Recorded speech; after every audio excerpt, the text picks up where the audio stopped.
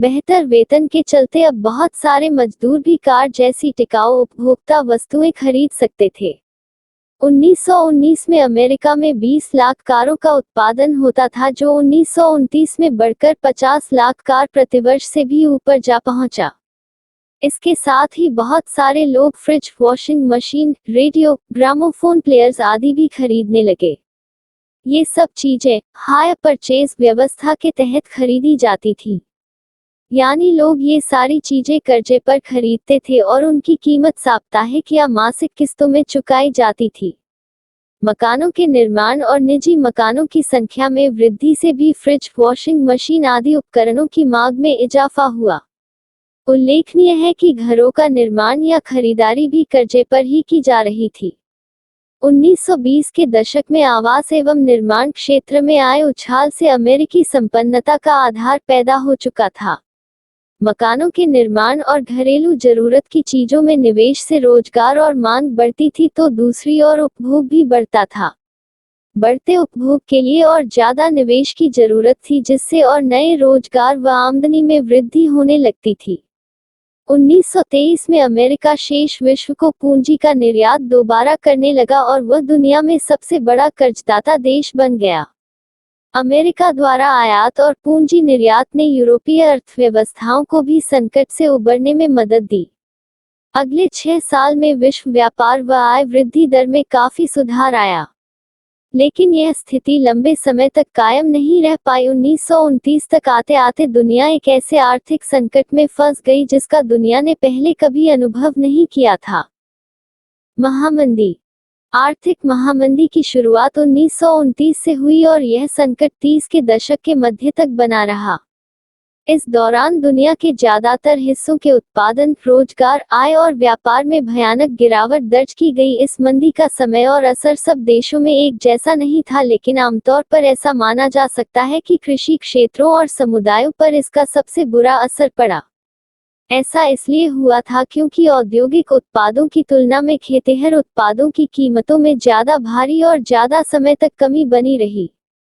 इस महामंदी के कई कारण थे। यह हम पहले ही देख चुके हैं कि युद्धोत्तर विश्व अर्थव्यवस्था कितनी कमजोर थी। पहला कारण यह था कि कृषि क्षेत्र में अति उत्पादन की समस्या बनी हुई थी। कृषि उत्पादों की गिरती कीमतों के कारण स्थिति और खराब हो गई थी। कीमतें गिरी और किसानों की आय घटने लगी, तो आमदनी बढ़ाने के लिए किसान उत्पादन बढ़ाने का प्रयास करने लगे ताकि कम कीमत पर ही सही लेकिन ज्यादा माल पैदा करके वे अपना आय स्तर बनाए रख सकें। फलस्वरूप बाजार में कृषि उत्पादों की आमद और भी बढ़ गई। जाहिर है, कीमतें और नीचे चली गईं। खरीदारों के अभाव में कृषि उपज पड़ी सड़ने लगी। दूसरा कारण, 1920 के दशक के मध्य में बहुत सारे देशों ने अमेरिका से कर्जे लेकर अपनी निवेश संबंधी जरूरतों को पूरा किया था। जब हालात अच्छे थे तो अमेरिका से कर्जा जुटाना बहुत आसान था, लेकिन संकट का संकेत मिलते ही अमेरिकी उद्यमियों के होश उड़ गए। 1928 के पहले 6 माह तक विदेशों में अमेरिका का कर्जा $1 अरब था। साल भर के भीतर यह कर्जा घटकर केवल चौथाई रह गया था। जो देश अमेरिकी कर्जे पर सबसे ज्यादा निर्भर थे, उनके सामने गहरा संकट आ खड़ा हुआ। भले ही सब देशों में एक जैसा प्रभाव न पड़ा हो, लेकिन अमेरिकी पूंजी के लौट जाने से पूरी दुनिया पर असर जरूर पड़ा। यूरोप में कई बड़े बैंक धराशायी हो गए। कई देशों की मुद्रा की कीमत बुरी तरह गिर गई। इस झटके से ब्रिटिश पाउंड भी नहीं बच पाया।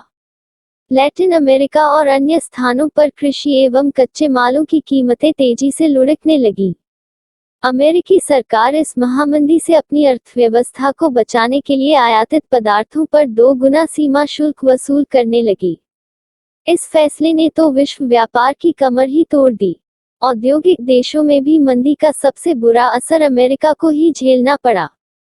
कीमतों में कमी और मंदी की आशंका को देखते हुए अमेरिकी बैंकों ने घरेलू कर्जे देना बंद कर दिया।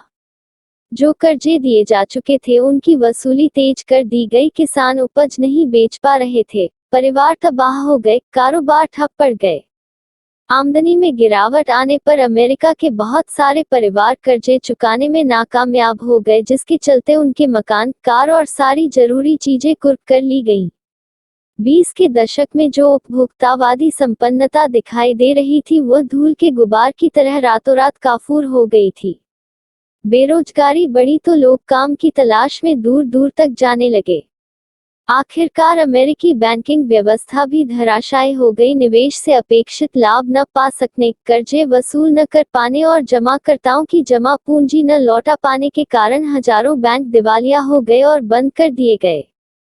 इस परिघटना से जुड़े आंकड़े सकते में डाल देने वाले हैं। 1933 तक 4000 से ज्यादा बैंक बंद हो चुके थे और 1929 से 1932 के बीच तक करीबन 1,10,000 कंपनियां चौपट हो चुकी थीं। यद्यपि 1935 तक ज्यादातर औद्योगिक देशों में आर्थिक संकट से उबरने के संकेत दिखाई देने लगे थे, लेकिन समाजों, अंतर्राष्ट्रीय संबंधों और राजनीति तथा लोगों के दिलो दिमाग पर उसकी जो छाप पड़ी वह जल्दी मिटने वाली नहीं थी। भारत और महामंदी। यदि हम इस बात पर ध्यान दें कि महामंदी से भारत पर क्या असर पड़ा तो इस बात को अच्छी तरह समझ सकते हैं कि 20वीं सदी की शुरुआत तक वैश्विक अर्थव्यवस्था कितनी एकीकृत हो चुकी थी। दुनिया के एक हिस्से में पैदा होने वाले संकट की कपकपाहट बाकी हिस्सों तक भी पहुंच जाती थी और उससे दुनिया भर में लोगों की जिंदगी, अर्थव्यवस्थाएं और समाज प्रभावित हो उठते थे। जैसा कि आप पीछे देख चुके हैं, औपनिवेशिक भारत कृषि वस्तुओं का निर्यातक और तैयार मालों का आयातक बन चुका था। महामंदी ने भारतीय व्यापार को फौरन प्रभावित किया। 1928 से 1934 के बीच देश के आयात निर्यात घटकर लगभग आधे रह गए थे। जब अंतर्राष्ट्रीय बाजार में कीमतें गिरने लगी तो यहाँ भी कीमतें नीचे आ गईं। 1928 से 1934 के बीच भारत में गेहूं की कीमत 50% गिर गई। शहरी निवासियों के मुकाबले किसानों और काश्तकारों को ज्यादा नुकसान हुआ। यद्यपि कृषि उत्पादों की कीमत तेजी से नीचे गिरी, लेकिन सरकार ने लगान वसूली में छूट देने से साफ इनकार कर दिया। सबसे बुरी मार उन काश्तकारों पर पड़ी जो विश्व बाजार के लिए उपज पैदा करते थे। बंगाल के जूट, पटसन उत्पादकों को ही देखिए। वे कच्चा पटसन उगाते थे जिससे कारखानों में टाट की बोरियां बनाई जाती थीं। जब टाट का निर्यात बंद हो गया तो कच्चे पटसन की कीमतों में 60% से भी ज्यादा गिरावट आ गई। जिन काश्तकारों ने दिन फिरने की उम्मीद में या बेहतर आमदनी के लिए उपज बढ़ाने के वास्ते कर्जे ले लिए थे, उनकी हालत भी उपज का सही मोल न मिलने के कारण खराब थी। वे दिनों दिन और कर्ज में डूबते जा रहे थे।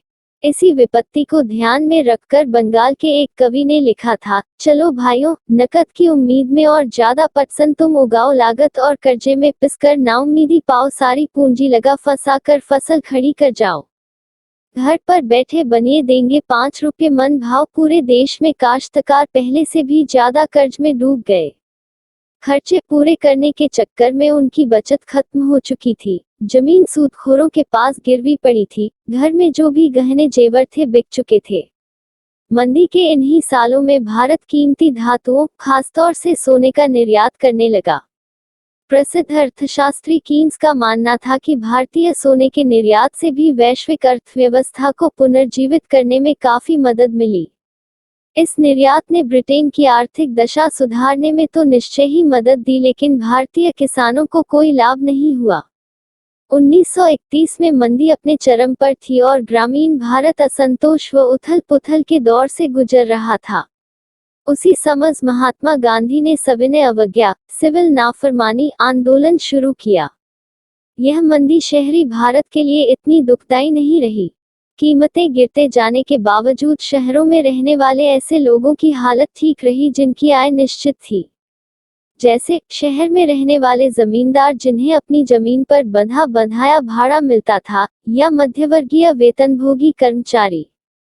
राष्ट्रवादी खेमे के दबाव में उद्योगों की रक्षा के लिए सीमा शुल्क बढ़ा दिए गए थे, जिससे औद्योगिक क्षेत्र में भी निवेश में तेजी आई। विश्व अर्थव्यवस्था का पुनर्निर्माण। युद्धोत्तर काल। पहला विश्व युद्ध खत्म होने के केवल 2 दशक बाद दूसरा विश्व युद्ध शुरू हो गया। यह युद्ध भी 2 बड़े खेमों के बीच था। एक गुट में धुरी शक्तियां, मुख्य रूप से नाज़ी जर्मनी, जापान और इटली थी, तो दूसरा खेमा मित्र राष्ट्रों, ब्रिटेन, सोवियत संघ, फ्रांस और अमेरिका के नाम से जाना जाता था। 6 साल तक चला यह युद्ध जमीन, हवा और पानी में असंख्य मोर्चों पर लड़ा गया। इस युद्ध में मौत और तबाही की कोई हद बाकी नहीं बची थी।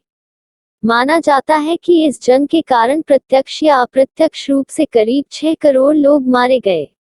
यह 1939 की वैश्विक जनसंख्या का लगभग 3% था।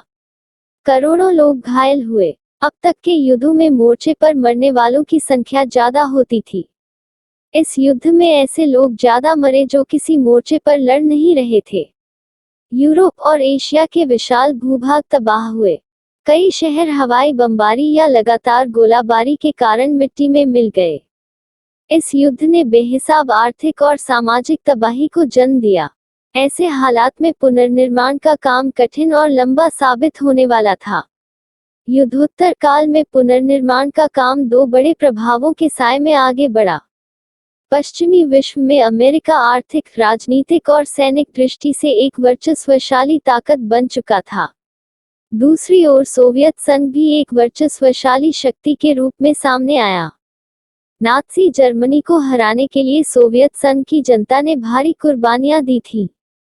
जिस समय पूंजीवादी दुनिया महामंदी से जूझ रही थी, उसी दौरान सोवियत संघ के लोगों ने अपने देश को एक पिछड़े खेतिहर देश की जगह एक विश्व शक्ति की हैसियत में ला खड़ा किया था।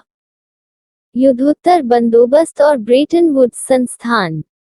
दो महायुद्धों के बीच मिले आर्थिक अनुभवों से अर्थशास्त्रियों और राजनीतिज्ञों ने दो अहम सबक निकाले। पहला, बृहत उत्पादन पर आधारित किसी औद्योगिक समाज को व्यापक उपभोग के बिना कायम नहीं रखा जा सकता। लेकिन व्यापक उपभोग को बनाए रखने के लिए यह आवश्यक था कि आमदनी काफी ज्यादा और स्थिर हो। यदि रोजगार अस्थिर होंगे तो आय स्थिर नहीं हो सकती थी। स्थिर आय के लिए पूर्ण रोजगार भी जरूरी था, लेकिन बाजार पूर्ण रोजगार की गारंटी नहीं दे सकता। कीमत, उपज और रोजगार में आने वाले उतार चढ़ावों को नियंत्रित करने के लिए सरकार का दखल जरूरी था। आर्थिक स्थिरता केवल सरकारी हस्तक्षेप के जरिए ही सुनिश्चित की जा सकती थी। दूसरा सबक बाहरी दुनिया के साथ आर्थिक संबंधों के बारे में था। पूर्ण रोजगार का लक्ष्य केवल तभी हासिल किया जा सकता है जब सरकार के पास वस्तुओं, पूंजी और श्रम की आवाजाही को नियंत्रित करने की ताकत उपलब्ध हो। संक्षेप में, युद्धोत्तर अंतर्राष्ट्रीय आर्थिक व्यवस्था का मुख्य उद्देश्य यह था कि औद्योगिक विश्व में आर्थिक स्थिरता एवं पूर्ण रोजगार बनाए रखा जाए। इस फ्रेमवर्क पर जुलाई 1944 में अमेरिका स्थित न्यू हैम्पशायर के ब्रेटन वुड्स नामक स्थान पर संयुक्त राष्ट्र मौद्रिक एवं वित्तीय सम्मेलन में सहमति बनी थी। सदस्य देशों के विदेश व्यापार में लाभ और घाटे से निपटने के लिए ब्रेटन वुड्स सम्मेलन में ही अंतर्राष्ट्रीय मुद्रा कोष (IMF) की स्थापना की गई। युद्धोत्तर पुनर्निर्माण के लिए पैसे का इंतजाम करने के वास्ते अंतर्राष्ट्रीय पुनर्निर्माण एवं विकास बैंक, जिसे आम बोलचाल में विश्व बैंक कहा जाता है, का गठन किया गया। इसी वजह से विश्व बैंक और IMF को ब्रेटन वुड्स संस्थान या Bretton Woods twin, Bretton Woods की जुड़वा संतान भी कहा जाता है। इसी आधार पर युद्धोत्तर अंतर्राष्ट्रीय आर्थिक व्यवस्था को अक्सर ब्रेटन वुड्स व्यवस्था भी कहा जाता है। विश्व बैंक और IMF ने 1947 में औपचारिक रूप से काम करना शुरू किया। इन संस्थानों की निर्णय प्रक्रिया पर पश्चिमी औद्योगिक देशों का नियंत्रण रहता है। अमेरिका विश्व बैंक और IMF के किसी भी फैसले को वीटो कर सकता है। अंतर्राष्ट्रीय मौद्रिक व्यवस्था राष्ट्रीय मुद्राओं और मौद्रिक व्यवस्थाओं को एक दूसरे से जोड़ने वाली व्यवस्था है। ब्रेटन वुड्स व्यवस्था निश्चित विनिमय दरों पर आधारित होती थी। इस व्यवस्था में राष्ट्रीय मुद्राएं, जैसे भारतीय मुद्रा रुपया डॉलर के साथ एक निश्चित विनिमय दर से बंधा हुआ था। $1 के बदले में कितने रुपये देने होंगे यह स्थिर रहता था। डॉलर का मूल्य भी सोने से बंधा हुआ था। $1 की कीमत 35 औंस सोने के बराबर निर्धारित की गई थी। प्रारंभिक युद्धोत्तर वर्ष। ब्रेटन वुड्स व्यवस्था ने पश्चिमी औद्योगिक राष्ट्रों और जापान के लिए व्यापार तथा आय में वृद्धि के एक अप्रतिम युग का सूत्रपात किया।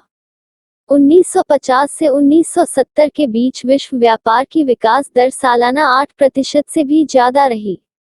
इस दौरान वैश्विक आय में लगभग 5% की दर से वृद्धि हो रही थी। विकास दर भी कमोबेश स्थिर ही थी। उसमें ज्यादा उतार चढ़ाव नहीं आए। इस दौरान ज्यादातर समय अधिकांश औद्योगिक देशों में बेरोजगारी औसतन 5% से भी कम ही रही। इन दशकों में तकनीक और उद्यम का विश्वव्यापी प्रसार हुआ। विकासशील देश विकसित औद्योगिक देशों के बराबर पहुंचने की जीतोड़ कोशिश कर रहे थे। इसीलिए उन्होंने आधुनिक तकनीक से चलने वाले संयंत्रों और उपकरणों के आयात पर बेहिसाब पूंजी का निवेश किया। अनौपनिवेशीकरण और स्वतंत्रता। दूसरा विश्व युद्ध खत्म होने के बाद भी दुनिया का एक बहुत बड़ा भाग यूरोपीय औपनिवेशिक शासन के अधीन था। अगले 2 दशकों में एशिया और अफ्रीका के ज्यादातर उपनिवेश स्वतंत्र स्वाधीन राष्ट्र बन चुके थे। लेकिन ये सभी देश गरीबी व संसाधनों की कमी से जूझ रहे थे। उनकी अर्थव्यवस्थाएं और समाज लंबे समय तक चले औपनिवेशिक शासन के कारण अस्त व्यस्त हो चुके थे। IMF और विश्व बैंक का गठन तो औद्योगिक देशों की जरूरतों को पूरा करने के लिए ही किया गया था। ये संस्थान भूतपूर्व उपनिवेशों में गरीबी की समस्या और विकास की कमी से निपटने में दक्ष नहीं थे। लेकिन जिस प्रकार यूरोप और जापान ने अपनी अर्थव्यवस्थाओं का पुनर्गठन किया था, उसके कारण ये देश IMF और विश्व बैंक पर बहुत निर्भर भी नहीं थे। इसी कारण 50 के दशक के आखिरी सालों में आकर ब्रेटन वुड्स संस्थान विकासशील देशों पर भी पहले से ज्यादा ध्यान देने लगे। दुनिया के अल्पविकसित भाग उपनिवेशों के रूप में पश्चिमी साम्राज्यों के अधीन रहे थे।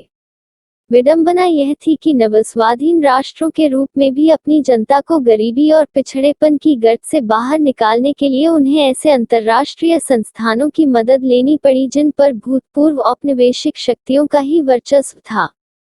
अनौपनिवेशीकरण के बहुत साल बीत जाने के बाद भी बहुत सारे नवस्वाधीन राष्ट्रों की अर्थव्यवस्थाओं पर भूतपूर्व औपनिवेशिक शक्तियों का ही नियंत्रण बना हुआ था। जो देश ब्रिटेन और फ्रांस के उपनिवेश रह चुके थे या जहां कभी उनका राजनीतिक प्रभुत्व रह चुका, वहां के महत्वपूर्ण संसाधनों जैसे खनिज संपदा और जमीन पर अभी भी ब्रिटिश और फ्रांसीसी कंपनियों का ही नियंत्रण था और वे इस नियंत्रण को छोड़ने के लिए किसी भी कीमत पर तैयार नहीं थी।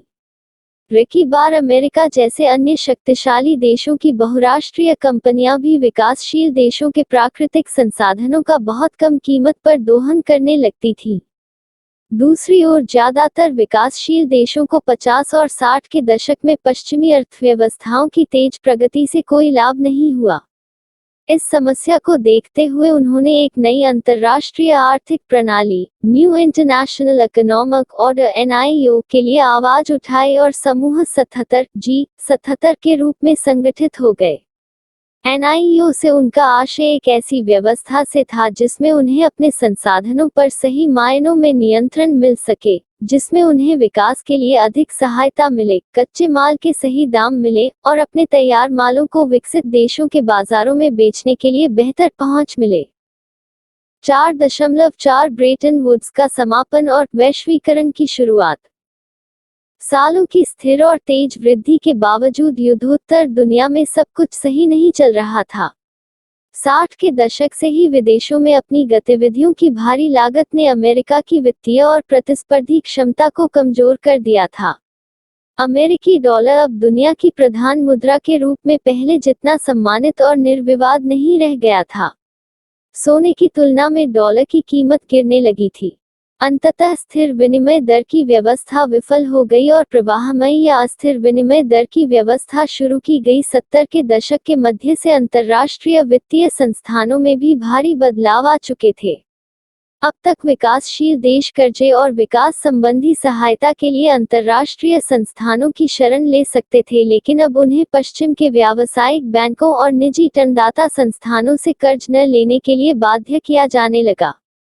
विकासशील विश्व में समय समय पर कर्ज संकट पैदा होने लगा, जिसके कारण आय में गिरावट आती थी और गरीबी बढ़ने लगती थी।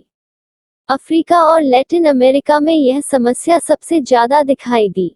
औद्योगिक विश्व भी बेरोजगारी की समस्या में फंसने लगा था। 70 के दशक के मध्य से बेरोजगारी बढ़ने लगी। 90 के दशक के प्रारंभिक वर्षों तक वहां काफी बेरोजगारी रही। 70 के दशक के आखिर सालों से बहुराष्ट्रीय कंपनियां भी एशिया के ऐसे देशों में उत्पादन केंद्रित करने लगी जहां वेतन कम थे। चीन 1949 की क्रांति के बाद विश्व अर्थव्यवस्था से अलग थलग ही था। परंतु चीन में नई आर्थिक नीतियों और सोवियत खेमे के बिखराव तथा पूर्वी यूरोप में सोवियत शैली की व्यवस्था समाप्त हो जाने के पश्चात बहुत सारे देश दोबारा विश्व अर्थव्यवस्था का अंग बन गए। चीन जैसे देशों में वेतन तुलनात्मक रूप से कम थे। फलस्वरूप विश्व बाजारों पर अपना प्रभुत्व कायम करने के लिए प्रतिस्पर्धा कर रही विदेशी बहुराष्ट्रीय कंपनियों ने वहां जमकर निवेश करना शुरू कर दिया। क्या आपने इस बात पर ध्यान दिया है कि हमारे ज्यादातर टेलीविजन, मोबाइल फोन और खिलौने चीन में बने होते हैं या वहां के जैसे ही लगते हैं?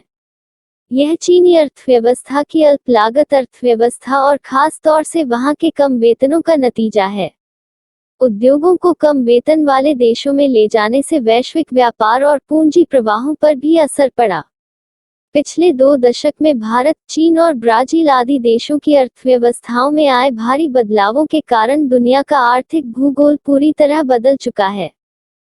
नए शब्द: असंतुष्ट, जो स्थापित विश्वासों और तरीकों को नहीं मानता। वीटो, निषेधाधिकार, इस अधिकार के सहारे एक ही सदस्य की असहमति किसी भी प्रस्ताव को खारिज करने का आधार बन जाती है। आयात शुल्क, टैरिफ, किसी दूसरे देश से आने वाली चीजों पर वसूल किया जाने वाला शुल्क। यह कर या शुल्क उस जगह लिया जाता है जहां से वह चीज देश में आती है, यानी सीमा पर, बंदरगाह पर या हवाई अड्डे पर। विनिमय दर, इस व्यवस्था के जरिए अंतर्राष्ट्रीय व्यापार की सुविधा के लिए विभिन्न देशों की राष्ट्रीय मुद्राओं को एक दूसरे से जोड़ा जाता है। मोटे तौर पर विनिमय दर 2 प्रकार की होती हैं: स्थिर विनिमय दर और परिवर्तनशील विनिमय दर। स्थिर विनिमय दर: जब विनिमय दर स्थिर होती हैं और उनमें आने वाले उतार चढ़ावों को नियंत्रित करने के लिए सरकारों को हस्तक्षेप करना पड़ता है तो ऐसी विनिमय दर को स्थिर विनिमय दर कहा जाता है। लचीली या परिवर्तनशील विनिमय दर, इस तरह की विनिमय दर विदेशी मुद्रा बाजार में विभिन्न मुद्राओं की मांग या आपूर्ति के आधार पर और सिद्धांततः सरकारों के हस्तक्षेप के बिना घटती बढ़ती रहती है। स्रोत: क एक गिरमिटिया मजदूर की आप बीती राम नारायण तिवारी भारत से गए गिरमिटिया मजदूर थे जिन्होंने 20वीं सदी की शुरुआत में डेमेरारा में 10 साल काम किया था। उनके संस्मरण का एक अंश: तमाम कोशिशों के बावजूद मैं उन कामों को ठीक से नहीं कर पाया जो मुझे सौंपे गए थे। कुछ ही दिनों के भीतर मेरे हाथ सब जगह से छिल गए और मैं हफ्ते भर तक काम पर नहीं जा पाया जिसके लिए मुझे सजा दी गई और 14 दिन जेल में काटने पड़े। नए आप्रवासियों को काम बहुत भारी पड़ता था और वे दिन भर में अपना काम पूरा नहीं कर पाते थे। अगर काम संतोषजनक ढंग से पूरा न हुआ तो तनख्वाह भी काट ली जाती है। इसीलिए बहुत सारे लोगों को उनका पूरा वेतन नहीं मिल पाता है और उन्हें तरह तरह से सजा दी जाती है। दरअसल मजदूरों को अपने अनुबंध की अवधि भारी मुश्किलों में बितानी पड़ती है। स्रोत: वाणिज्य एवं उद्योग विभाग, आप्रवासन शाखा, 1916। बॉक्स 1, जैविक युद्ध। न्यू इंग्लैंड स्थित मैसाचुसेट्स बे कॉलोनी के पहले गवर्नर जॉन विंथॉर्प ने मई 1634 में लिखा था कि छोटी चेचक उपनिवेशकारों के लिए ईश्वर का वरदान है। देशी जनता छोटी चेचक के कारण लगभग पूरी खत्म हो चुकी थी। इस तरह परमेश्वर ने हमारी मिल्कियत पर हमें मालिकाना दे दिया। Alfred Crosby, ecological imperialism. Box 2, मध्य अफ्रीका में सर हेनरी मॉर्टन स्टैनली एक पत्रकार और खोजी थे। न्यूयॉर्क हेरल्ड ने उन्हें कई साल पहले अफ्रीका गए लिविंगस्टन नामक मिशनरी की खोज करने के लिए भेजा था। उस जमाने के अन्य यूरोपीय और अमेरिकी अन्वेषकों की भांति स्टैनली भी हथियारों से लैस होकर गए थे। उन्होंने वहां जाकर स्थानीय शिकारियों, योद्धाओं और मजदूरों को इकट्ठा किया, स्थानीय कबीलों के साथ लड़ाइयां लड़ी, अफ्रीकी भूदृश्य की पड़ताल की और विभिन्न इलाकों के नक्शे बनाए। बाद में इन खोजों और अन्वेषणों से अफ्रीका को जीतने में मदद मिली। ऐसे भौगोलिक अन्वेषण केवल वैज्ञानिक जानकारियां इकट्ठा करने की सामान्य इच्छा से प्रेरित नहीं होते थे। उनका साम्राज्यवादी योजनाओं से सीधा संबंध होता था। बॉक्स 3, यह चित्र लेने वाली डोरोथी लेंग ने इस भूखी मां के साथ अपनी मुलाकात के क्षणों को याद करते हुए बहुत साल बाद कहा था, मैंने इस भूखी, लाचार औरत को देखा और मानो किसी चुंबक से खींची मैं उसकी ओर बढ़ती चली गई। मैंने न तो उसका नाम पूछा न उसके अतीत के बारे में सवाल किए। उसने मुझे अपनी उम्र बताई। उसने कहा कि उसकी उम्र 35 साल है। उसने कहा कि वे लोग, यानी माँ और उसके 7 बच्चे, आसपास के खेतों में जाड़ों से जमी पड़ी सब्जियों और उन परिंदों के सहारे जिंदा हैं जिन्हें उसके बच्चे मार लाते हैं। वो वहां बैठी थी, अपने बच्चों को चिपटाए। शायद उसे लगता था कि मेरी तस्वीर उसकी कोई मदद कर सकती है, इसलिए उसने मेरी मदद कर दी। स्रोत: पॉपुलर फोटोग्राफी, फरवरी 1960। बॉक्स 4। एक साथ बहुत सारे देशों में व्यवसाय करने वाली कंपनियों को बहुराष्ट्रीय निगम, मल्टीनेशनल कॉर्पोरेशन एमएनसी, या बहुराष्ट्रीय कंपनी कहा जाता है। शुरुआती बहुराष्ट्रीय कंपनियों की स्थापना 1920 के दशक में की गई थी। 50 व 60 के दशक में जब अमेरिकी व्यवसाय दुनिया भर में फैलते जा रहे थे और पश्चिमी यूरोप एवं जापान भी विश्वयुद्ध के प्रभाव से बाहर निकलते हुए शक्तिशाली औद्योगिक राष्ट्र बनने की ओर अग्रसर थे, उस समय ऐसी बहुत सारी नई कंपनियां सामने आईं। बहुराष्ट्रीय कंपनियों का विश्वव्यापी प्रसार 50 और 60 के दशक की एक विशेषता था। इसके पीछे आंशिक रूप से इस बात का भी हाथ था कि ज्यादातर सरकारें बाहर से आने वाली चीजों पर भारी आयात शुल्क वसूल करती थी, जिसके कारण बड़ी कंपनियों को अपने संयंत्र उन्हीं देशों में लगाने पड़ते थे जहां वे अपने उत्पाद बेचना चाहती थीं। उन्हें घरेलू उत्पादकों के रूप में काम करना पड़ता था। यदि मेरा चैनल पसंद है तो कृपया ज्यादा से ज्यादा लाइक, सब्सक्राइब, शेयर एवं कमेंट करें। धन्यवाद। अध्याय 5। औद्योगिकरण का युग। ईटी पॉल म्यूजिक कंपनी ने सन 1900 में संगीत की एक किताब प्रकाशित की थी जिसकी जिल्द पर दी गई तस्वीर में नई सदी के उदय, डॉन ऑफ द सेंचुरी, का ऐलान किया था। जैसा कि आप इस चित्र में देख सकते हैं, तस्वीर के मध्य में एक देवी जैसी तस्वीर है। यह देवी हाथ में नई शताब्दी की ध्वजा लिए प्रगति का फरिश्ता दिखाई देती है। उसका एक पांव पंखों वाले पहिए पर टिका हुआ है। यह पहिया समय का प्रतीक है। उसकी उड़ान भविष्य की ओर है। उसके पीछे उन्नति के चिन्ह तैर रहे हैं: रेलवे, कैमरा, मशीनें, प्रिंटिंग प्रेस और कारखाना। मशीन और तकनीक का यह महिमामंडन एक अन्य तस्वीर में और भी ज्यादा साफ दिखाई देता है। यह तस्वीर एक व्यापारिक पत्रिका के पन्नों पर 100 साल से भी पहले छपी थी। इस तस्वीर में 2 जादूगर दिखाए गए हैं। ऊपर वाले हिस्से में प्राच्य ओरिएंट इलाके का अलादीन है जिसने अपने जादुई चिराग को रगड़कर एक भव्य महल का निर्माण कर दिया है। नीचे एक आधुनिक मैकेनिक है जो अपने आधुनिक औजारों से एक नया जादू रच रहा है। वह पुल, पानी के जहाज, मीनार और गगनचुंबी इमारतें बनाता है। अलादीन पूरब और अतीत का प्रतीक है, मैकेनिक पश्चिम और आधुनिकता का। ये तस्वीरें आधुनिक विश्व की विजयगाथा कहती हैं। इस गाथा में आधुनिक विश्व द्रुत तकनीकी बदलावों व आविष्कारों, मशीनों व कारखानों, रेलवे और वाष्पपोतों की दुनिया के रूप में दर्शाया गया है। इसमें औद्योगिकरण का इतिहास विकास की कहानी के रूप में सामने आता है और आधुनिक युग तकनीकी प्रगति के भव्य युग के रूप में उभरता है। अब ये छवियां और ये संबंध लोकमानस का हिस्सा बन चुके हैं। क्या आप भी तेज औद्योगिकरण को प्रगति व आधुनिकता के काल के रूप में नहीं देखते? क्या आपको नहीं लगता कि रेलवे और फैक्ट्रियों का निर्माण, गगनचुंबी इमारतों व पुलों का विस्तार समाज के विकास का द्योतक होता है? ये छवियां किस प्रकार विकसित हुई हैं? इन विचारों से हमारा क्या संबंध है? क्या औद्योगिकरण के लिए तीव्र तकनीकी विकास हमेशा जरूरी होता है? क्या आज भी हम तमाम तरह के कामों के दिनों दिन बढ़ते मशीनीकरण का गुणगान कर सकते हैं? औद्योगिकरण से लोगों की जिंदगी पर क्या असर पड़ा है? ऐसे सवालों का जवाब देने के लिए हमें औद्योगिकरण के इतिहास को समझना पड़ेगा।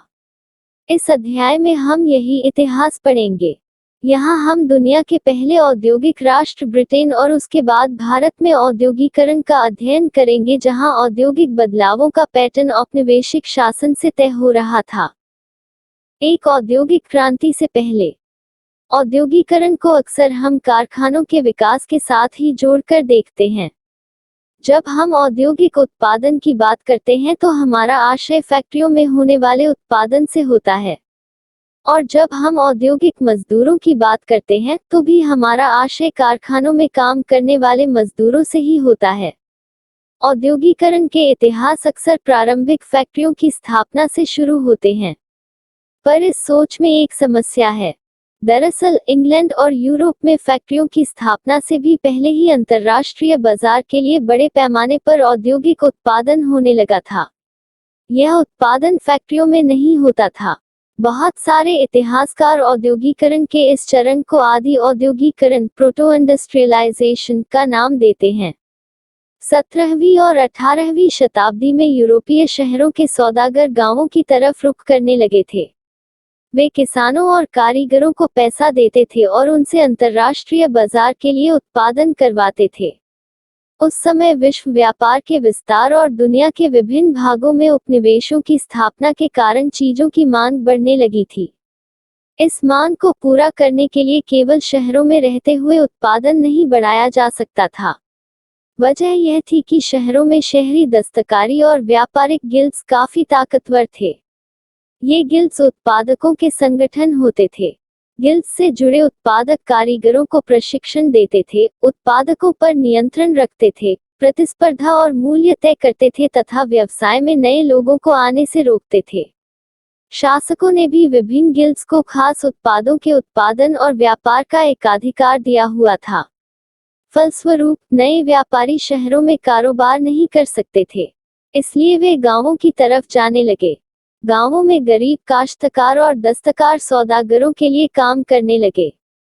जैसा कि आपने पिछले साल की पाठ्य पुस्तक में देखा है, यह एक ऐसा समय था जब खुले खेत खत्म होते जा रहे थे और कॉमन्स की बाड़ाबंदी की जा रही थी। अब तक अपनी रोजी रोटी के लिए साझा जमीनों से जलावन की लकड़ी, बेरियां, सब्जियां, भूसा और चारा आदि बीन कर काम चलाने वाले छोटे किसान, कॉटेजर और गरीब किसान आमदनी के नए स्रोत ढूंढ रहे थे। बहुतों के पास छोटे मोटे खेत तो थे, लेकिन उनसे घर के सारे लोगों का पेट नहीं भर सकता था। इसीलिए जब सौदागर वहां आए और उन्होंने माल पैदा करने के लिए पेशगी रकम दी तो किसान फौरन तैयार हो गए। सौदागरों के लिए काम करते हुए वे गांव में ही रहते हुए अपने छोटे छोटे खेतों को भी संभाल सकते थे।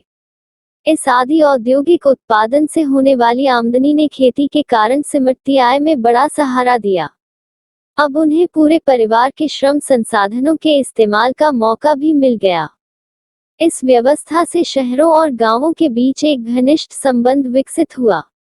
सौदागर रहते तो शहरों में थे, लेकिन उनके लिए काम ज्यादातर देहात में चलता था।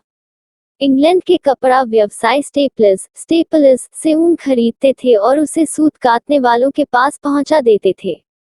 इससे जो धागा मिलता था उसे बुनकरों, फुलर्स और रंगसाजों के पास ले जाया जाता था। लंदन में कपड़ों की फिनिशग होती थी। इसके बाद निर्यातक व्यापारी कपड़े को अंतर्राष्ट्रीय बाजार में बेच देते थे।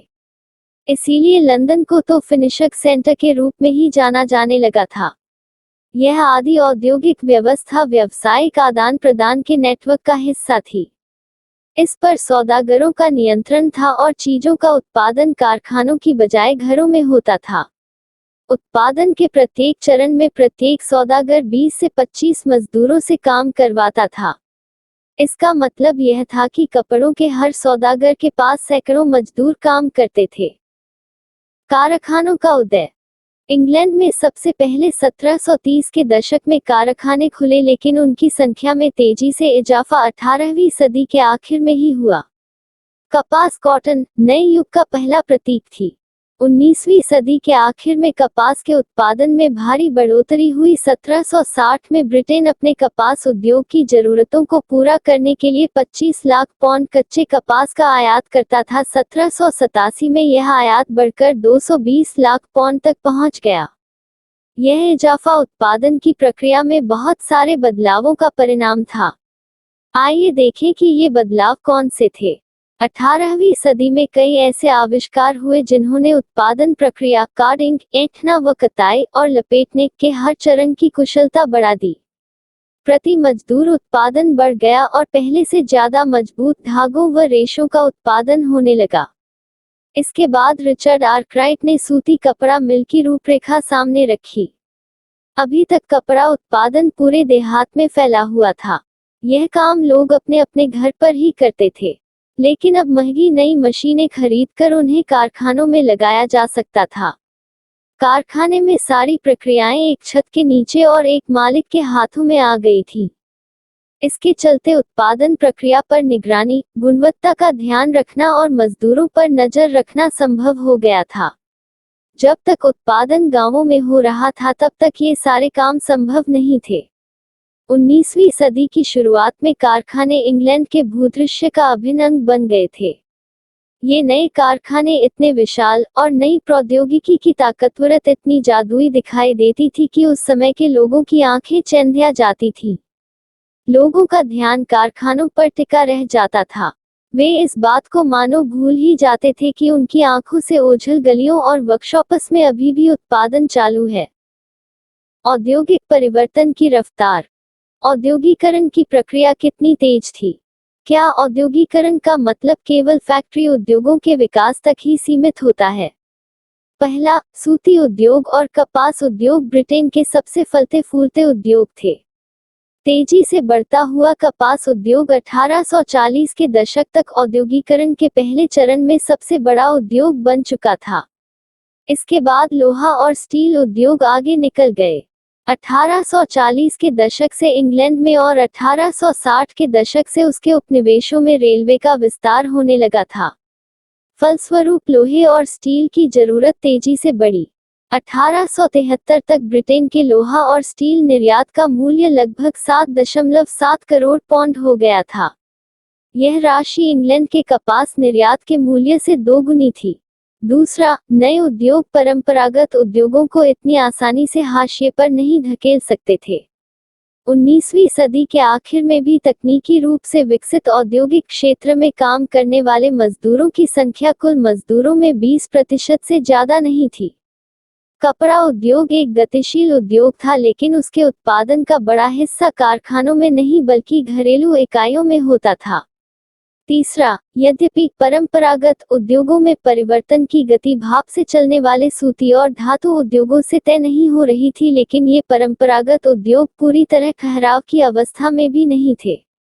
खाद्य प्रसंस्करण, निर्माण, पॉटरी, कांच के काम, चर्म शोधन, फर्नीचर और औजारों के उत्पादन जैसे बहुत सारे गैर मशीनी क्षेत्रों में जो तरक्की हो रही थी वह मुख्य रूप से साधारण और छोटे छोटे आविष्कारों का ही परिणाम थी।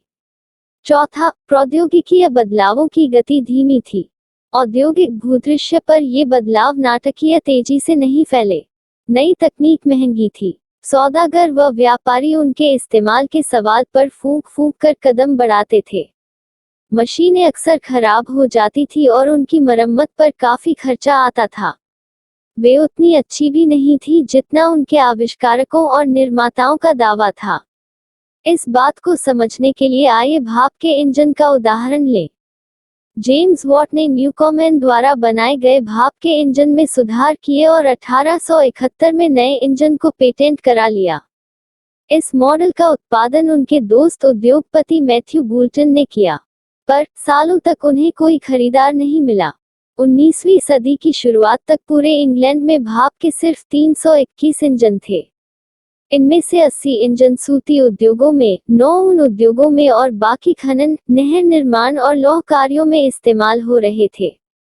और किसी उद्योग में भाप के इंजनों का इस्तेमाल काफी समय बाद तक भी नहीं हुआ।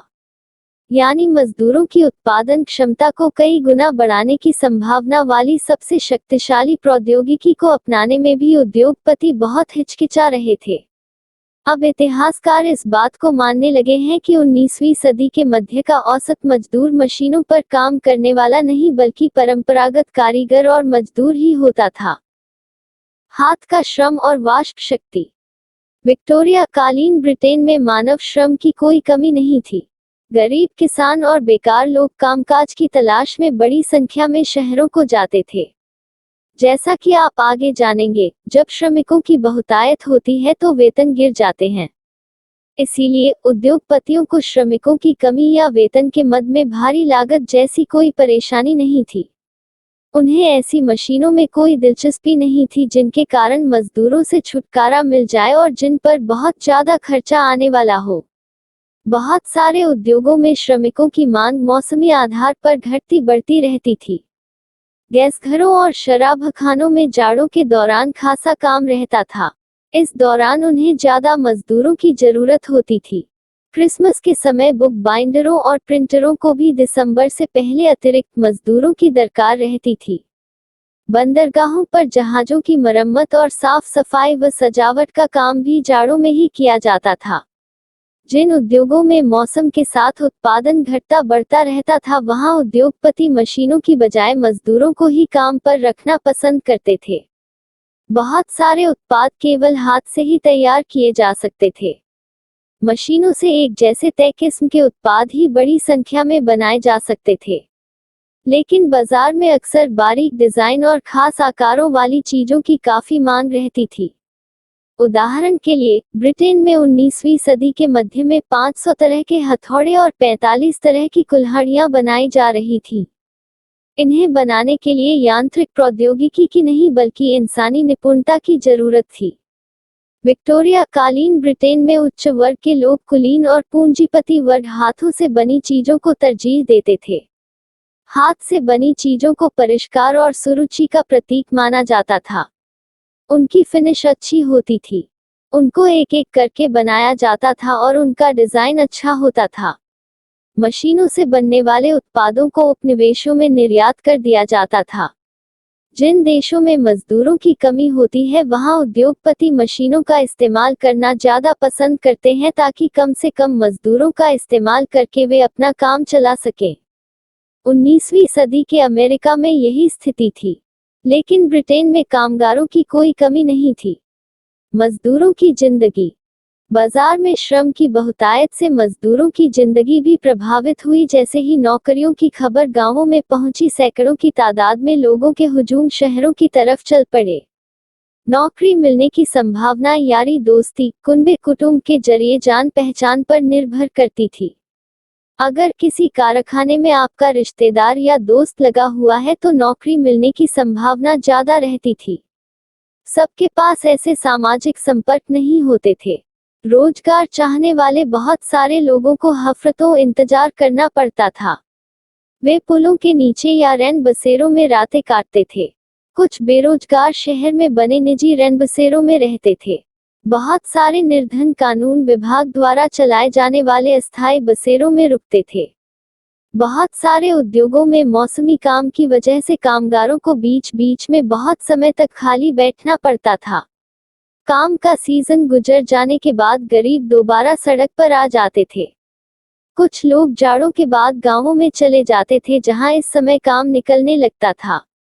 लेकिन ज्यादातर शहर में ही छोटा मोटा काम ढूंढने की कोशिश करते थे, जो 19वीं सदी के मध्य तक भी आसान काम नहीं था। 19वीं सदी की शुरुआत में वेतन में कुछ सुधार आया, लेकिन इससे मजदूरों की हालत में बेहतरी का पता नहीं चलता।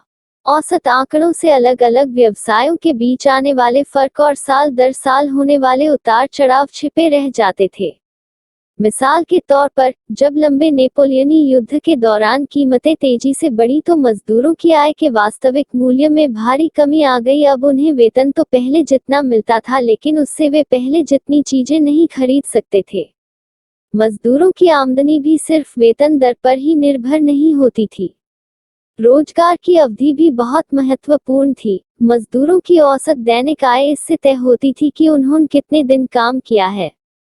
19वीं सदी के मध्य में सबसे अच्छे हालात में भी लगभग 10% शहरी आबादी निहायत गरीब थी। 1830 के दशक में आई आर्थिक मंदी जैसे दौरों में बेरोजगारों की संख्या विभिन्न क्षेत्रों में 35 से 75% तक पहुंच जाती थी। बेरोजगारी की आशंका के कारण मजदूर नई प्रौद्योगिकी से चिढ़ते थे। जब ऊन उद्योग में स्पिनिंग जेनी मशीन का इस्तेमाल शुरू किया गया तो हाथ से ऊन काटने वाली औरतें इस तरह की मशीनों पर हमला करने लगीं। जेनी के इस्तेमाल पर यह टकराव लंबे समय तक चलता रहा। 1840 के दशक के बाद शहरों में निर्माण की गतिविधियां तेजी से बढ़ी। लोगों के लिए नए रोजगार पैदा हुए, सड़कों को चौड़ा किया गया, नए रेलवे स्टेशन बने, रेलवे लाइनों का विस्तार किया गया, सुरंगें बनाई गईं, निकासी और सीवर व्यवस्था बिछाई गई, नदियों के तटबंध बनाए गए। परिवहन उद्योग में काम करने वालों की संख्या 1840 के दशक में दोगुना और अगले 30 सालों में एक बार फिर दोगुना हो गई। उपनिवेशों में औद्योगिकरण। आइए अब भारत पर नजर डालें और देखें कि एक उपनिवेश का औद्योगिकरण कैसे होता है। यहाँ भी हम कारखाना उद्योग के साथ साथ गैर मशीनी क्षेत्र पर भी ध्यान देंगे। हमारा अध्ययन मुख्य रूप से कपड़ा उद्योग तक ही सीमित रहेगा। भारतीय कपड़े का युग। मशीन उद्योगों के युग से पहले अंतर्राष्ट्रीय कपड़ा बाजार में भारत के रेशमी और सूती उत्पादों का ही दबदबा रहता था। बहुत सारे देशों में मोटा कपास पैदा होता था, लेकिन भारत में पैदा होने वाला कपास महीन किस्म का था। आर्मीनियन और फारसी सौदागर पंजाब से अफगानिस्तान, पूर्वी फारस और मध्य एशिया के रास्ते यहाँ की चीजें लेकर जाते थे। यहाँ के बने महीन कपड़ों के थान ऊंटों की पीठ पर लाद कर पश्चिमोत्तर सीमा से पहाड़ी दर्रों और रेगिस्तानों के पार ले जाए जाते थे। मुख्य पूर्व औपनिवेशिक बंदरगाहों से फलता फूलता समुद्री व्यापार चलता था। गुजरात के तट पर स्थित सूरत बंदरगाह के जरिए भारत खाड़ी और लाल सागर के बंदरगाहों से जुड़ा हुआ था। कोरोमंडल तट पर मछलीपट्टनम और बंगाल में हुगली के माध्यम से भी दक्षिण पूर्वी एशियाई बंदरगाहों के साथ खूब व्यापार चलता था। निर्यात व्यापार के इस नेटवर्क में बहुत सारे भारतीय व्यापारी और बैंकर सक्रिय थे। वे उत्पादन में पैसा लगाते थे, चीजों को लेकर जाते थे और निर्यातकों को पहुंचाते थे। माल भेजने वाले आपूर्ति सौदागरों के जरिए बंदरगाह नगर देश के भीतरी इलाकों से जुड़े हुए थे।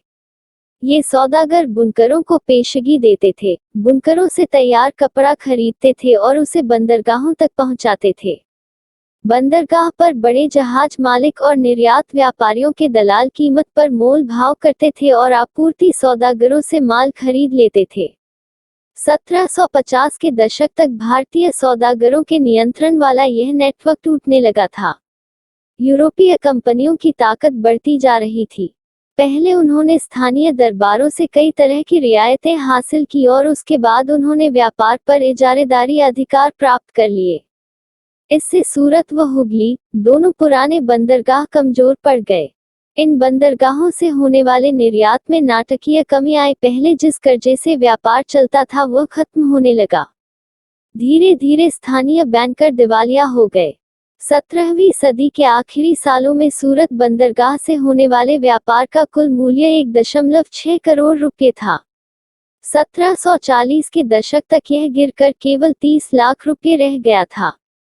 सूरत व हुगली कमजोर पड़ रहे थे और बंबई व कलकत्ता की स्थिति सुधर रही थी। पुराने बंदरगाहों की जगह नए बंदरगाहों का बढ़ता महत्व औपनिवेशिक सत्ता की बढ़ती ताकतवरता का संकेत था। नए बंदरगाहों के जरिए होने वाला व्यापार यूरोपीय कंपनियों के नियंत्रण में था और यूरोपीय जहाजों के जरिए होता था। बहुत सारे पुराने व्यापारिक घराने ढह चुके थे। जो बचे रहना चाहते थे उनके पास भी यूरोपीय व्यापारिक कंपनियों के नियंत्रण वाले नेटवर्क में काम करने के अलावा कोई चारा नहीं था। इन बदलावों ने बुनकरों व अन्य कारीगरों की जिंदगी को किस तरह प्रभावित किया? बुनकरों का क्या हुआ?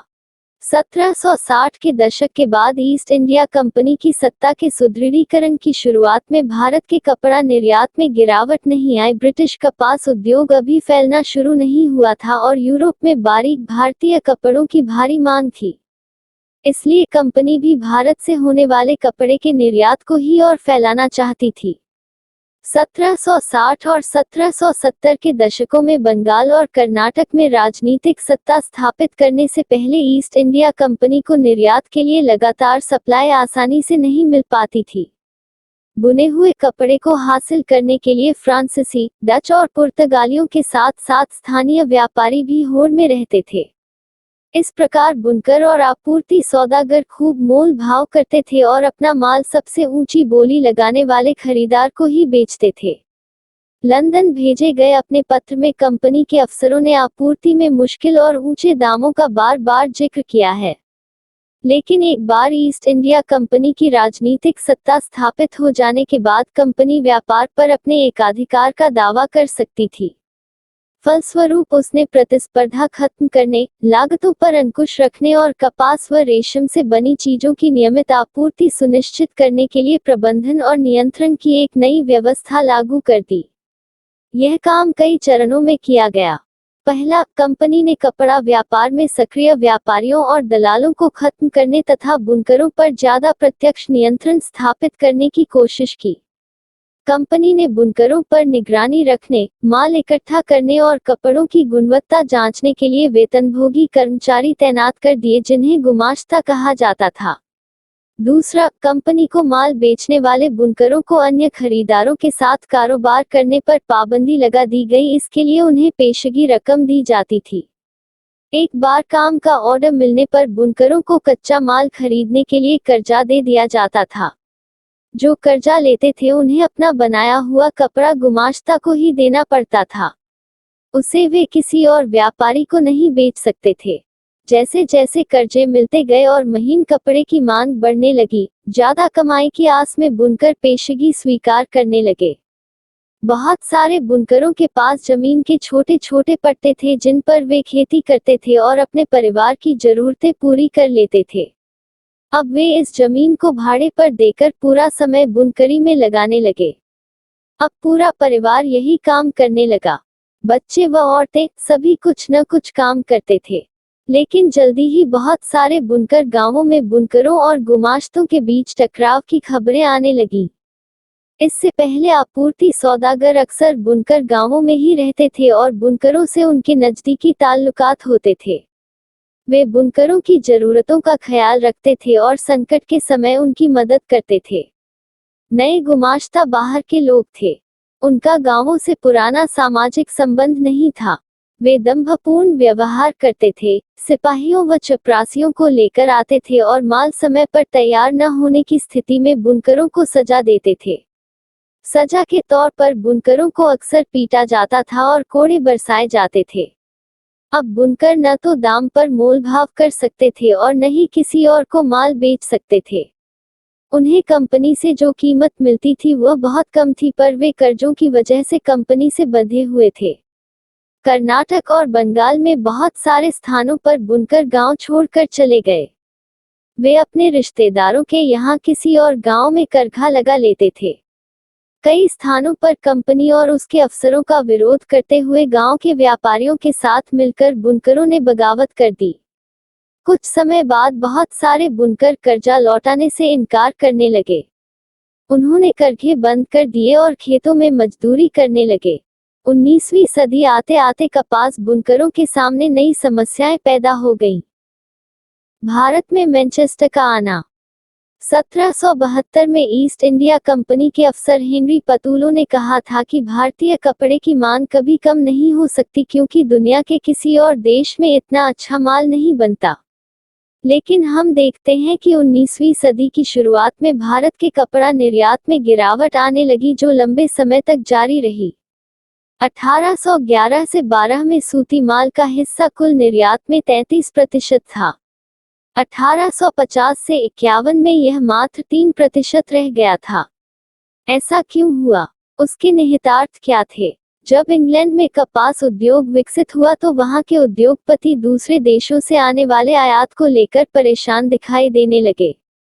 उन्होंने सरकार पर दबाव डाला कि वह आयातित कपड़े पर आयात शुल्क वसूल करे जिससे मैनचेस्टर में बने कपड़े बाहरी प्रतिस्पर्धा के बिना इंग्लैंड में आराम से बिक सकें। दूसरी तरफ उन्होंने ईस्ट इंडिया कंपनी पर दबाव डाला कि वह ब्रिटिश कपड़ों को भारतीय बाजारों में भी बेचे। 19वीं सदी की शुरुआत में ब्रिटेन के वस्त्र उत्पादों के निर्यात में नाटकीय वृद्धि हुई। 18वीं सदी के आखिर में भारत में उत्पादों का न के बराबर निर्यात होता था। 1850 तक आते आते सूती का आयात भारतीय आयात में 31% हो चुका था। 1870 तक यह आंकड़ा 50% से ऊपर चला गया। इस प्रकार भारत में कपड़ा बुनकरों के सामने एक साथ दो समस्याएं थीं। उनका निर्यात बाजार ढह रहा था और स्थानीय बाजार सिकुड़ने लगा था। स्थानीय बाजार में मैनचेस्टर के आयातित मालों की भरमार थी। कम लागत पर मशीनों से बनने वाले आयातित कपास उत्पाद इतने सस्ते थे कि बुनकर उनका मुकाबला नहीं कर सकते थे। 1850 के दशक तक देश के ज्यादातर बुनकर इलाकों में गिरावट और बेकारी के ही विफस्सों की भरमार थी। 1860 के दशक में बुनकरों के सामने नई समस्या खड़ी हो गई, उन्हें अच्छी कपास नहीं मिल पा रही थी। जब अमेरिकी गृहयुद्ध शुरू हुआ और अमेरिका से कपास की आमद बंद हो गई तो ब्रिटेन भारत से कच्चा माल मंगाने लगा। भारत से कच्चे कपास के निर्यात में इस वृद्धि से उसकी कीमत आसमान छूने लगी। भारतीय बुनकरों को कच्चे माल के लाले पड़ गए। उन्हें मनमानी कीमत पर कच्ची कपास खरीदनी पड़ती थी। ऐसी सूरत में बुनकरी के सहारे पेट पालना संभव नहीं था। 19वीं सदी के आखिर में बुनकरों और कारीगरों के सामने एक और समस्या आ गई। अब भारतीय कारखानों में उत्पादन होने लगा और बाजार मशीनों की बनी चीजों से पट गया था। ऐसे में बुनकर उद्योग किस तरह कायम रह सकता था? फैक्ट्रियों का आना। बंबई में पहली कपड़ा मिल 1854 में लगी और 2 साल बाद उसमें उत्पादन होने लगा। 1862 तक वहां ऐसी 4 मिलें काम कर रही थीं। उनमें 94,000 तकलियां और 2,150 करघे थे। उसी समय बंगाल में जूट मिलें खुलने लगी। वहां देश की पहली जूट मिल 1855 में और दूसरी 7 साल बाद 1862 में चालू हुई। उत्तरी भारत में एल्गिन मिल 1860 के दशक में कानपुर में खुली। इसके साल भर बाद अहमदाबाद की पहली कपड़ा मिल भी चालू हो गई। 1874 में मद्रास में भी पहली कताई और बुनाई मिल खुल गई। ये उद्योग कौन लगा रहा था? उनके लिए पूंजी कहाँ से आ रही थी? मिलों में काम करने वाले कौन थे? प्रारंभिक उद्यमी। देश के विभिन्न भागों में तरह तरह के लोग उद्योग लगा रहे थे। आइए देखें ये कौन लोग थे। बहुत सारे व्यावसायिक समूहों का इतिहास चीन के साथ व्यापार के जमाने से चला आ रहा था। जैसा कि पिछले साल की किताब में आपने पढ़ा था, 18वीं सदी के आखिर से ही अंग्रेज भारतीय अफीम का चीन को निर्यात करने लगे थे। उसके बदले में वे चीन से चाय खरीदते थे जो इंग्लैंड जाती थी। इस व्यापार में बहुत सारे भारतीय कारोबारी सहायक की हैसियत में पहुंच गए थे। वे पैसा उपलब्ध कराते थे, आपूर्ति सुनिश्चित करते थे और माल को जहाजों में लाद कर रवाना करते थे। व्यापार से पैसा कमाने के बाद उनमें से कुछ व्यवसाय भारत में औद्योगिक उद्यम स्थापित करना चाहते थे।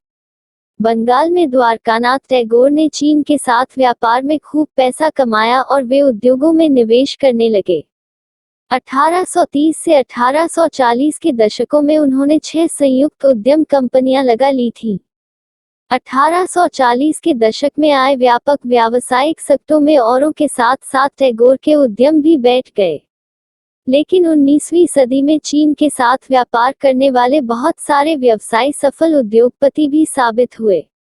बंबई में डिनशॉ पेटेट और आगे चलकर देश में विशाल औद्योगिक साम्राज्य स्थापित करने वाले जमशेदजी नुसरवानजी टाटा जैसे पारसियों ने आंशिक रूप से चीन को निर्यात करके और आंशिक रूप से इंग्लैंड को कच्ची कपास निर्यात करके पैसा कमा लिया था। 1917 में कलकत्ता में देश की पहली जूट मिल लगाने वाले मारवाड़ी व्यवसायी सेठ हुकुमचंद ने भी चीन के साथ व्यापार किया था। यही काम प्रसिद्ध उद्योगपति जीडी बिरला के पिता और दादा ने किया। पूंजी इकट्ठा करने के लिए अन्य व्यापारिक नेटवर्कों का सहारा लिया गया। मद्रास के कुछ सौदागर बर्मा से व्यापार करते थे जबकि कुछ के मध्य पूर्व व पूर्वी अफ्रीका में संबंध थे। इनके अलावा भी कुछ वाणिज्यिक समूह थे लेकिन वे विदेश व्यापार से सीधे जुड़े हुए नहीं थे। वे भारत में ही व्यवसाय करते थे। वे एक जगह से दूसरी जगह माल ले जाते थे, सूद पर पैसा चलाते थे, एक शहर से दूसरे शहर में पैसा पहुंचाते थे और व्यापारियों को पैसा देते थे। जब उद्योगों में निवेश के अवसर आए तो उनमें से बहुतों ने फैक्ट्रियां लगा ली। जैसे भारतीय व्यापार पर औपनिवेशिक शिकंजा कसता गया, वैसे वैसे भारतीय व्यवसायियों के लिए जगह सिकुड़ती गई। उन्हें अपना तैयार माल यूरोप में बेचने से रोक दिया गया। अब वे मुख्य रूप से कच्चे माल और अनाज, कच्ची कपास, अफीम, गेहूं और नील का ही निर्यात कर सकते थे जिनकी अंग्रेजों को जरूरत थी।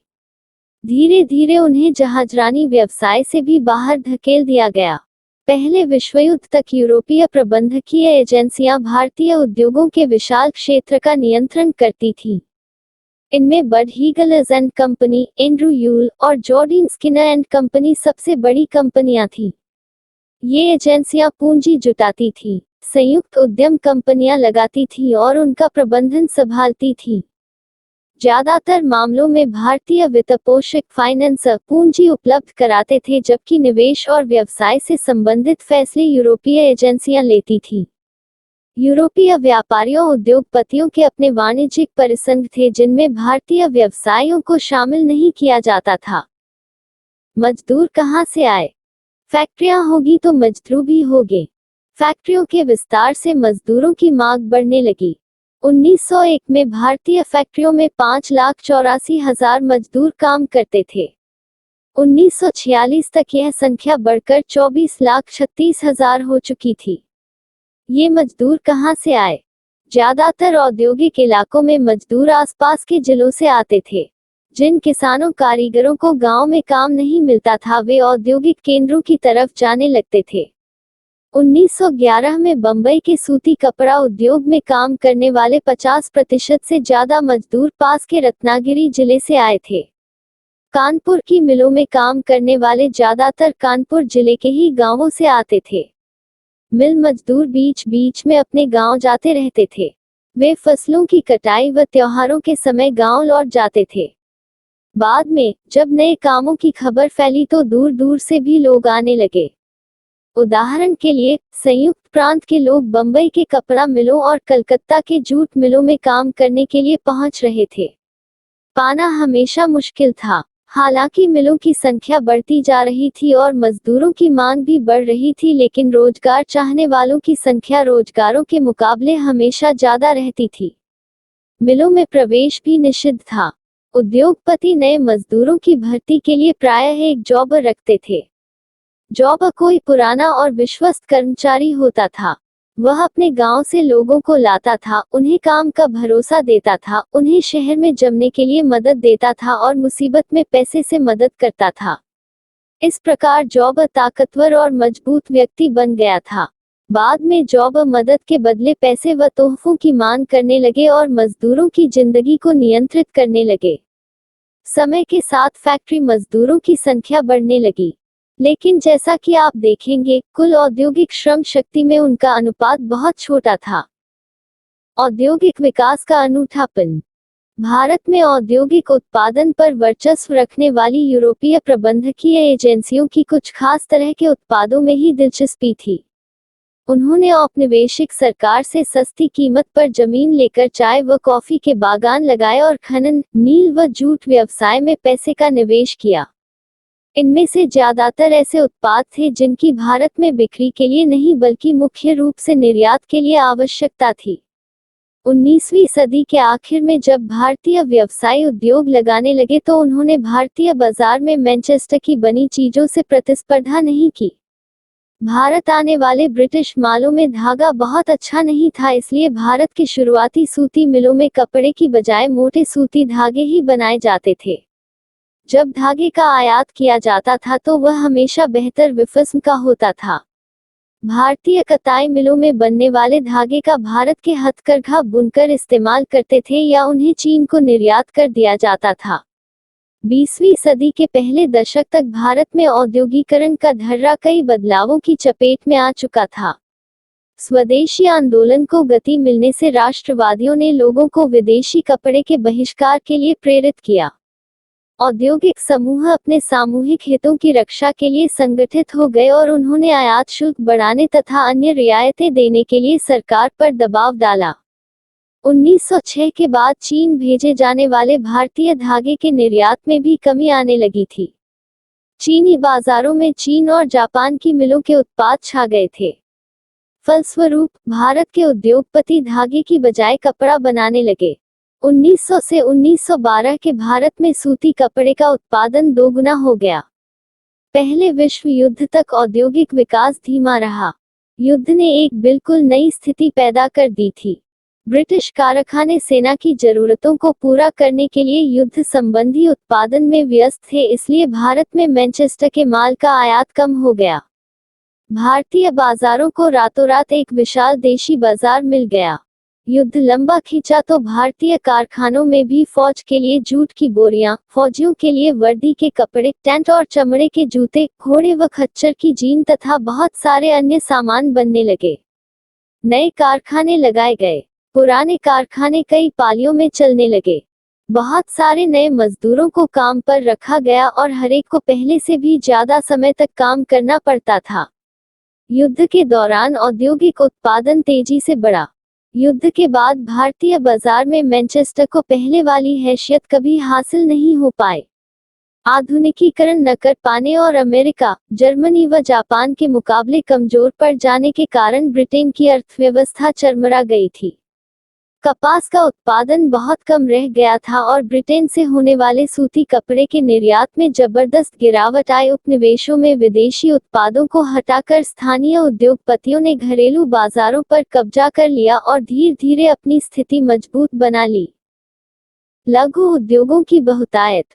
हालांकि युद्ध के बाद फैक्ट्री उद्योगों में लगातार इजाफा हुआ, लेकिन अर्थव्यवस्था में विशाल उद्योगों का हिस्सा बहुत छोटा था।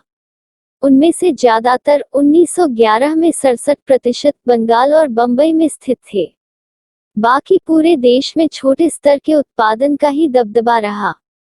पंजीकृत फैक्ट्रियों में कुल औद्योगिक श्रम शक्ति का बहुत छोटा हिस्सा ही काम करता था। यह संख्या 1911 में 5% और 1931 में 10% थी। बाकी मजदूर गली मोहल्लों में स्थित छोटी छोटी वर्कशॉप और घरेलू इकाइयों में काम करते थे। कुछ मामलों में तो 20वीं सदी के दौरान हाथ से होने वाले उत्पादन में दरअसल इजाफा हुआ था। यह बात हथकरघा क्षेत्र के बारे में भी सही है, जिसकी हमने पीछे चर्चा की थी। सस्ते मशीन निर्मित धागे ने 19वीं सदी में कताई उद्योग को तो खत्म कर दिया था, लेकिन तमाम समस्याओं के बावजूद बुनकर अपना व्यवसाय किसी तरह चलाते रहे। 20वीं सदी में हथकरघों पर बने कपड़े के उत्पादन में लगातार सुधार हुआ। 1900 से 1940 के बीच यह 3 गुना हो चुका था। ऐसा कैसे हुआ? इसके पीछे आंशिक रूप से तकनीकी बदलावों का हाथ था। अगर लागत में बहुत ज्यादा इजाफा न हो और उत्पादन बढ़ सकता हो तो हाथ से काम करने वालों को नई तकनीक अपनाने में कोई परेशानी नहीं होती। इसलिए 20वीं सदी के दूसरे दशक तक आते आते हम ऐसे बुनकरों को देखते हैं जो फ्लाई शटल वाले करघों का इस्तेमाल करते थे। इससे कामगारों की उत्पादन क्षमता बढ़ी, उत्पादन तेज हुआ और श्रम की मांग में कमी आई। 1941 तक भारत में 35% से ज्यादा हथकरघों में फ्लाई शटल लगे होते थे। त्रावणकोर, मद्रास, मैसूर, कोचीन, बंगाल आदि क्षेत्रों में तो ऐसे हथकरघे 70 से 80% तक थे। इसके अलावा भी कई छोटे छोटे सुधार किए गए, जिनसे बुनकरों को अपनी उत्पादकता बढ़ाने और मिलों से मुकाबला करने में मदद मिली। मिलों के साथ प्रतिस्पर्धा का मुकाबला कर पाने के मामले में कुछ बुनकर औरों से बेहतर स्थिति में थे। बुनकरों में से कुछ मोटा कपड़ा बनाते थे, जबकि कुछ महीन किस्म के कपड़े बुनते थे। मोटे कपड़े को मुख्य रूप से गरीब ही खरीदते थे और उसकी मांग में भारी उतार चढ़ाव आते थे। खराब फसल और अकाल के समय जब ग्रामीण गरीबों के पास खाने को कुछ नहीं होता था और नकद आय के साधन खत्म हो जाते थे, तो वे कपड़ा नहीं खरीद सकते थे। बेहतर किस्म के कपड़े की मांग खाते पीते तबके में ज्यादा थी। उसमें उतार चढ़ाव कम आते थे। जब गरीब भूखों मर रहे होते थे तब भी अमीर यह कपड़ा खरीद सकते थे। अकालों से बनारसी या बालूचरी साड़ियों की बिक्री पर असर नहीं पड़ता था। वैसे भी, जैसा कि आप देख चुके हैं, मिल विशेष प्रकार की बुनाई की नकल नहीं कर सकते थे। बुने हुए बॉर्डर वाली साड़ियों या मद्रास की प्रसिद्ध लुंगियों की जगह ले लेना मिलों के लिए आसान नहीं था। ऐसा भी नहीं है कि 20वीं सदी में भी उत्पादन बढ़ाते जा रहे बुनकरों व अन्य दस्तकारों को हमेशा फायदा ही हो रहा था। उनकी जिंदगी बहुत कठोर थी। उन्हें दिन रात काम करना पड़ता था। अक्सर पूरा परिवार, बच्चे, बूढ़े, औरतें उत्पादन के किसी न किसी काम में हाथ बढ़ाता था। लेकिन ये फैक्ट्रियों के युग में अतीत के अवशेष भर नहीं थे। उनका जीवन और श्रम औद्योगिकरण की प्रक्रिया का अभिन्न अंग थे। वस्तुओं के लिए बाजार। हम देख चुके हैं कि किस तरह ब्रिटिश निर्माताओं ने भारतीय बाजार पर कब्जे के लिए प्रयास किया और किस तरह भारतीय बुनकरों व दस्तकारों, व्यापारियों व उद्योगपतियों ने औपनिवेशिक नियंत्रण का विरोध किया, आयात शुल्क सुरक्षा के लिए मांग उठाई, अपने लिए जगह बनाई और अपने माल के बाजार को फैलाने का प्रयास किया। जब नई चीजें बनती हैं तो लोगों को उन्हें खरीदने के लिए प्रेरित भी करना पड़ता है। लोगों को लगना चाहिए कि उन्हें उस उत्पाद की जरूरत है। इसके लिए क्या किया गया? नए उपभोक्ता पैदा करने का एक तरीका विज्ञापनों का है। जैसा कि आप जानते हैं, विज्ञापन विभिन्न उत्पादों को जरूरी और वांछनीय बना लेते हैं। वे लोगों की सोच बदल देते हैं और नई जरूरतें पैदा कर देते हैं। आज हम एक ऐसी दुनिया में हैं जहां चारों तरफ विज्ञापन छाए हुए हैं। अखबारों, पत्रिकाओं, होर्डिंग्स, दीवारों, टेलीविजन के पर्दे पर सब जगह विज्ञापन छाए हुए हैं।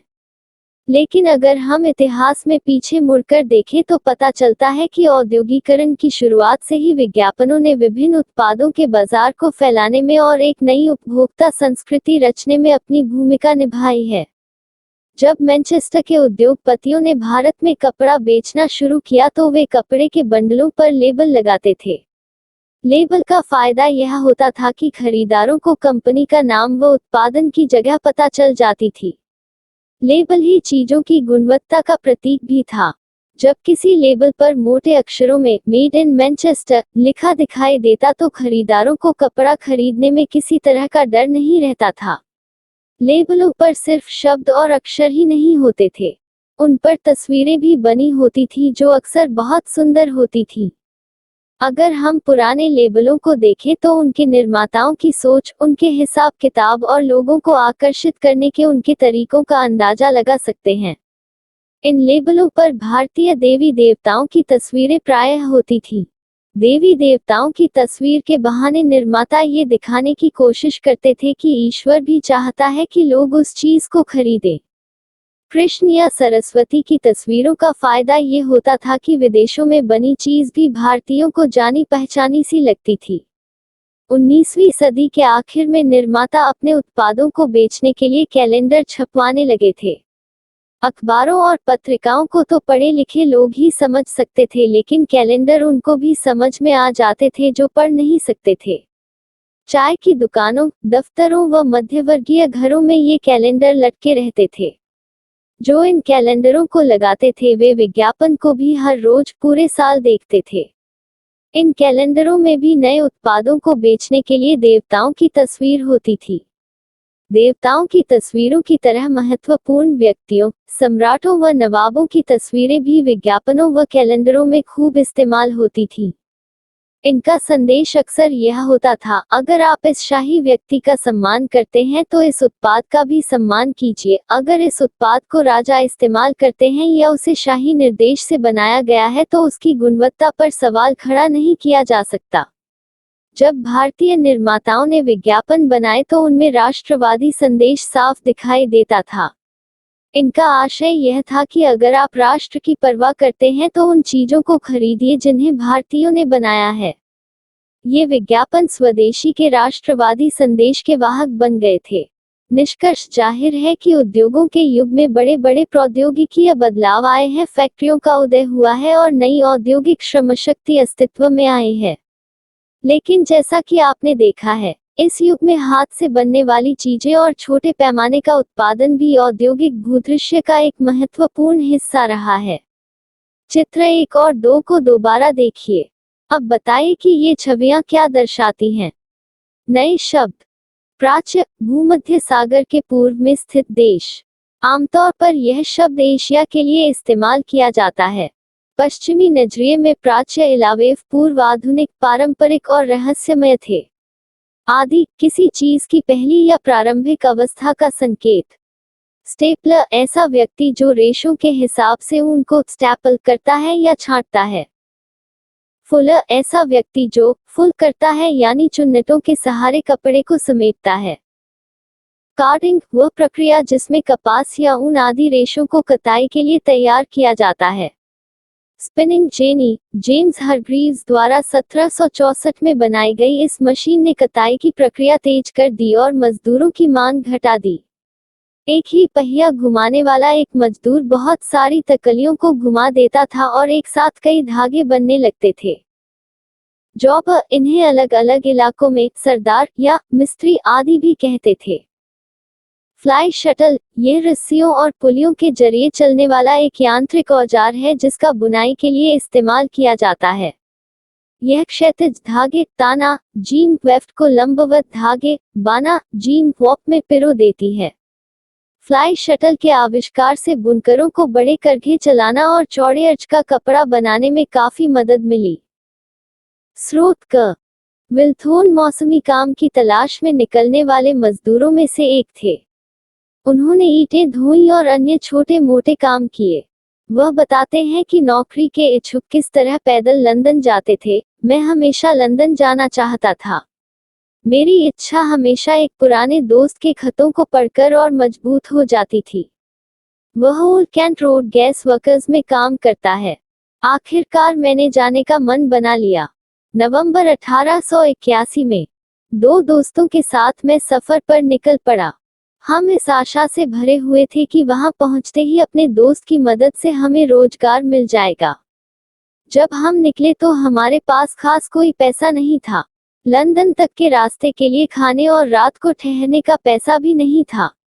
कई दिन हम 20 मील और कई बार उससे कम पैदल चलते थे। तीसरे दिन हमारे पैसे खत्म हो गए। 2 रातें हमने बाहर ही सोते हुए गुजारी, एक बार भूसे के ढेर तले और एक बार खेत में बने एक शेड में।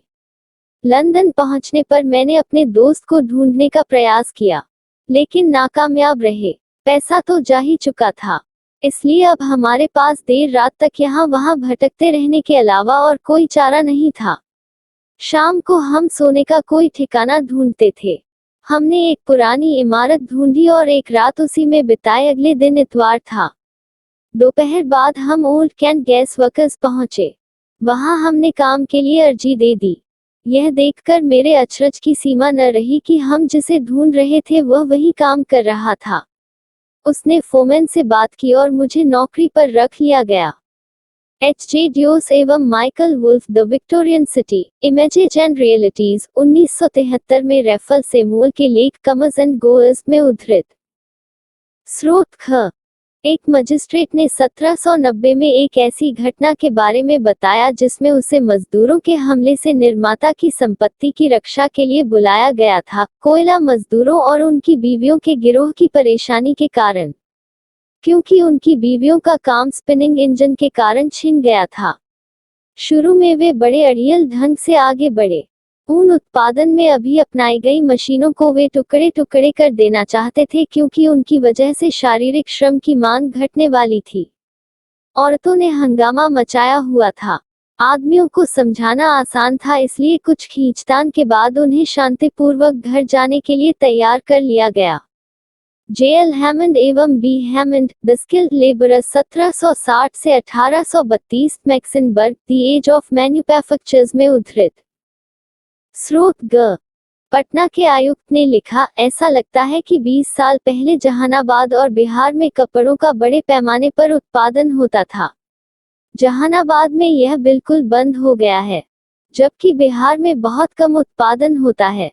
यह मैनचेस्टर में बनी सस्ती और टिकाऊ वस्तुओं का परिणाम है जिनसे स्थानीय निर्माता प्रतिस्पर्धा नहीं कर सकते। जे. Krishnamurthy, De-industrialization of Gangetic Bihar during the 19th century, The Indian Economic and Social History Review, 1985 में उद्धृत। स्रोत घ census report of central provinces में बुनकरों के कोष्ठी समुदाय के बारे में कहा गया था, भारत के अन्य भागों में महीन कपड़ा बनाने वाले बुनकरों की तरह कोष्ठियों का भी बुरा समय चल रहा है। वे मैनचेस्टर से इतनी भारी तादाद में आने वाली आकर्षक चीजों का मुकाबला नहीं कर पा रहे हैं। हाल के सालों में वे बड़ी संख्या में यहां से जाने लगे हैं। वे मुख्य रूप से बिहार का रुख कर रहे हैं, जहां दिहाड़ी मजदूर के तौर पर उन्हें रोजी रोटी मिल जाती है। Census report of central provinces, 1872, Sumit Guha, the handloom industry in central India, 1825 से 1950, the Indian economic and social history review, 1989 में उद्धृत। स्रोत घ बम्बई के एक मिल मजदूर वसंत पाकर ने कहा, मजदूर अपने बेटों को मिल में काम पर रखवाने के लिए जॉबर को पैसा देते थे। मिल मजदूर शारीरिक और भावनात्मक रूप से उसके गांव से गहरे तौर पर जुड़े होते थे। वह गांव जाकर फसलों की कटाई करता था। कोंकणी लोग धान काटने और घाटी यानी गन्ना काटने गांव में जाते थे। यह एक स्वीकृत व्यवस्था थी जिसके लिए मिल वाले छुट्टी दे देते थे। मीना मेनन एवं नीरा अतकर 100 Years 100 Voyages 2004 स्रोत च। भाई भोसले बम्बई के ट्रेड यूनियन कार्यकर्ता थे। 1930-40 के दशकों में बिताए अपने बचपन को उन्होंने इस प्रकार याद किया, उस जमाने में 10 घंटे की शिफ्ट होती थी। शाम 5 बजे से सुबह 3 बजे तक काम के सबसे भयानक घंटे। मेरे पिताजी ने 35 साल नौकरी की। उन्हें दमा जैसी बीमारी हो गई और वे काम करने से लाचार हो गए। इसके बाद मेरे पिताजी वापस गांव चले गए। मीना मेनन एवं नीरा अतकर 100 Years 100 Voyages 2004। यदि मेरा चैनल पसंद है तो कृपया ज्यादा से ज्यादा लाइक, सब्सक्राइब, शेयर एवं कमेंट करें। धन्यवाद। अध्याय 6। काम, आराम और जीवन। समकालीन विश्व में शहर। सन 1880 में दुर्गाचरण राय ने एक उपन्यास लिखा था, देवगानेर मत्रिय आगमन, धरती पर देवता उतरे। इस उपन्यास में ब्रह्मा कुछ अन्य देवताओं के साथ कलकत्ता जाने के लिए एक रेलगाड़ी में बैठते हैं। कलकत्ता उस समय के ब्रिटिश भारत की राजधानी था। वर्षा देव वरुण इन देवताओं को कलकत्ता की सैर कराते हैं। इस विशाल आधुनिक शहर को देखकर सारे देवता चकित रह जाते हैं। वे न केवल रेलगाड़ी बल्कि गंगा के पानी में चलते विशाल जहाज, कारखानों की धुआं उगलती चिमनियों, बड़े बड़े पुल, विशाल स्मारक और नाना प्रकार की चीजों से लदी दुकानों को देखकर विस्मित रह जाते हैं। जगमगाते महानगर की चकाचौंध से वे इतने अभिभूत हो जाते हैं कि स्वर्ग के अपने दरबार में भी ऐसा ही संग्रहालय बनाने का निर्णय कर लेते हैं। 19वीं सदी के कलकत्ता में नए नए मौकों की भरमार थी। वहां व्यापार और वाणिज्य, शिक्षा और नौकरियों के एक से एक अवसर सामने आ रहे थे। लेकिन देवतागण इस शहर की एक चीज से परेशान भी होते हैं। उन्हें यहाँ के ठग और चोरों, भयानक गरीबी, असंख्य लोगों के दरबेनुमा मकानों को देखकर बड़ा दुख होता है। ब्रह्मा खुद ऐनक खरीदने के चक्कर में ठगे जाते हैं। जब वे जूते खरीदने के लिए दुकान में जाते हैं तो यह देखकर बड़े हैरान होते हैं कि सारे दुकानदार एक दूसरे को धोखेबाज बता रहे हैं। सारे देवता जाति, धर्म और औरत मर्द के फर्क को देखकर बड़े परेशान होते हैं। जो भेद अब तक कुदरती और सामान्य दिखाई देते थे वे टूटते दिखाई दे रहे थे। दुर्गाचरण राय की तरह 19वीं सदी में भारत के बहुत सारे लोग शहरों को देखकर हैरान भी होते थे और भ्रम में भी पड़ जाते थे। शहर का जीवन परस्पर विरोधी छवियों और अनुभवों को जन्म दे रहा था। एक तरफ संपन्नता तो दूसरी ओर गरीबी का महासागर था। एक तरफ चमक दमक थी तो दूसरी ओर धूल धक्कर थी। एक ओर अवसर थे तो दूसरी ओर निराशा थी। क्या शहर हमेशा ऐसे ही थे? यद्यपि शहरीकरण की प्रक्रिया बहुत लंबी रही है, लेकिन आधुनिक शहर के उदय का इतिहास 200 साल से ज्यादा पुराना नहीं है। औद्योगिक पूंजीवाद का उदय, दुनिया के बहुत बड़े भाग पर औपनिवेशिक शासन की स्थापना और लोकतांत्रिक आदर्शों का विकास, इन 3 ऐतिहासिक प्रक्रियाओं ने आधुनिक शहरों की शक्ल सूरत तय करने में निर्णायक भूमिका निभाई है। इस अध्याय में शहरीकरण को जन्म देने वाली कुछ प्रक्रियाओं को समझने का प्रयास किया जाएगा। यहाँ हम इस बात की पड़ताल करेंगे कि आधुनिक शहर कैसे विकसित हुआ और शहर के भीतर क्या चलता है। एक शहर की विशेषताएं। आइए सबसे पहले इस बात पर विचार करें कि एक तरफ शहरों और दूसरी ओर गांवों व कस्बों के बीच हम क्या फर्क देखते हैं। निप्पुर और मोहनजोदड़ो जैसे शुरुआती कस्बे और शहर नदी घाटियों के आसपास विकसित हुए और वे अपने समय की अन्य इंसानी बस्तियों या आबादियों से बड़े थे। प्राचीन शहर केवल तभी बच सकते थे जब बहुत सारे ऐसे लोगों के लिए भी भोजन का प्रबंध किया जा सके जो खाद्य उत्पादन के अलावा अन्य काम करते हैं। राजनीतिक सत्ता, प्रशासकीय नेटवर्क, व्यापार और उद्योग, धार्मिक संस्थानों और बौद्धिक गतिविधियों के आमतौर पर शहर ही होते थे। शहरी इलाके कई तरह के हो सकते हैं। कहीं समय समय पर लगने वाले बाजार होते हैं तो कहीं स्थायी बाजार होते हैं, तो दूसरी ओर ऐसे छोटे कस्बे भी होते हैं जो बाजार के साथ साथ कानून, प्रशासन और धार्मिक गतिविधियों के भी हैं। शहरों के आकार और जटिलता में भी बहुत फर्क होता है। राजनीतिक प्राधिकार के प्रायः शहर ही होते हैं। वे दस्तकारों, व्यापारियों और धार्मिक अधिकारियों को भी प्रश्रय देते हैं। शहर घनी आबादी वाले आधुनिक किस्म के महानगर भी हो सकते हैं, जहां से एक पूरे क्षेत्रों के राजनीतिक व आर्थिक कामों को देखा जाता है और जिनकी आबादी बहुत बड़ी होती है। इस अध्याय में हम आधुनिक विश्व में शहरीकरण के इतिहास को समझने का प्रयास करेंगे। महानगरीय विकास के उदाहरण के तौर पर हम दो आधुनिक शहरों लंदन और बम्बई का विस्तार से अध्ययन करेंगे। लंदन दुनिया का सबसे बड़ा महानगर है और 19वीं सदी में साम्राज्यवादी के रहा है। बम्बई भारतीय उपमहाद्वीप का सबसे महत्वपूर्ण आधुनिक शहर है। इंग्लैंड में औद्योगिकरण और आधुनिक शहर का उदय। आधुनिक काल में औद्योगिकरण ने शहरीकरण के स्वरूप पर गहरा असर डाला है। इसके बावजूद 1850 के दशक तक भी, यानी औद्योगिक क्रांति की शुरुआत होने के कई दशक बाद तक भी ज्यादातर पश्चिमी शहर मोटे तौर पर ग्रामीण किस्म के शहर ही थे। लीड्स और मैनचेस्टर जैसे प्रारंभिक औद्योगिक शहर 18वीं सदी के आखिर में स्थापित किए गए कपड़ा मिलों के कारण प्रवासी मजदूरों को बड़ी संख्या में आकर्षित कर रहे थे। 1851 में मैनचेस्टर में रहने वाले 3/4 से ज्यादा लोग ग्रामीण इलाकों से आए प्रवासी मजदूर थे। आइए अब जरा लंदन को देखें। 1750 तक इंग्लैंड और वेल्स का हर 9 में से एक आदमी लंदन में रहता था। यह एक महाकाय शहर था जिसकी आबादी 6,75,000 तक पहुंच चुकी थी। 19वीं शताब्दी में भी लंदन इसी तरह फैलता रहा। 1810 से 1880 के बीच 70 सालों में उसकी आबादी 10 लाख से बढ़कर 40 लाख यानी 4 गुना हो चुकी थी।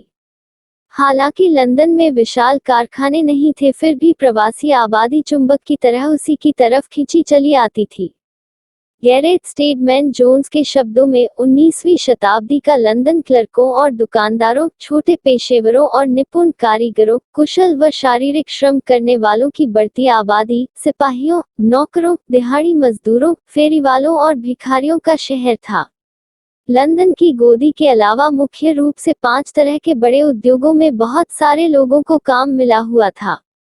ये उद्योग थे: परिधान और जूता उद्योग, लकड़ी व फर्नीचर उद्योग, धातु एवं इंजीनियरिंग उद्योग, छपाई और स्टेशनरी उद्योग तथा शल्य चिकित्सा उपकरण व घड़ी जैसे सटीक माप वाले उत्पादों और कीमती धातुओं की चीजें बनाने वाले उद्योग। पहले विश्व युद्ध 1914 से 18 के दौरान लंदन में मोटर कार और बिजली के उपकरणों का भी उत्पादन होने लगा और विशाल कारखानों की संख्या बढ़ते बढ़ते इतनी हो गई कि शहर की 3/4 नौकरियां इन्हीं कारखानों में सिमट गई। हाशिए के समूह। जैसे जैसे लंदन बढ़ा, वहां अपराध भी बढ़ने लगे। कहते हैं कि 1870 के दशक में लंदन में कम से कम 20,000 अपराधी रहते थे। इस दौर की आपराधिक गतिविधियों के बारे में अब हम काफी कुछ जानते हैं, क्योंकि उस समय अपराध व्यापक चिंता और बेचैनी का कारण बन चुके थे। पुलिस कानून व्यवस्था को लेकर चिंतित थी, परोपकारी समाज की नैतिकता को लेकर बेचैन थे, और उद्योगपति परिश्रमी व अनुशासित मजदूर वर्ग चाहते थे।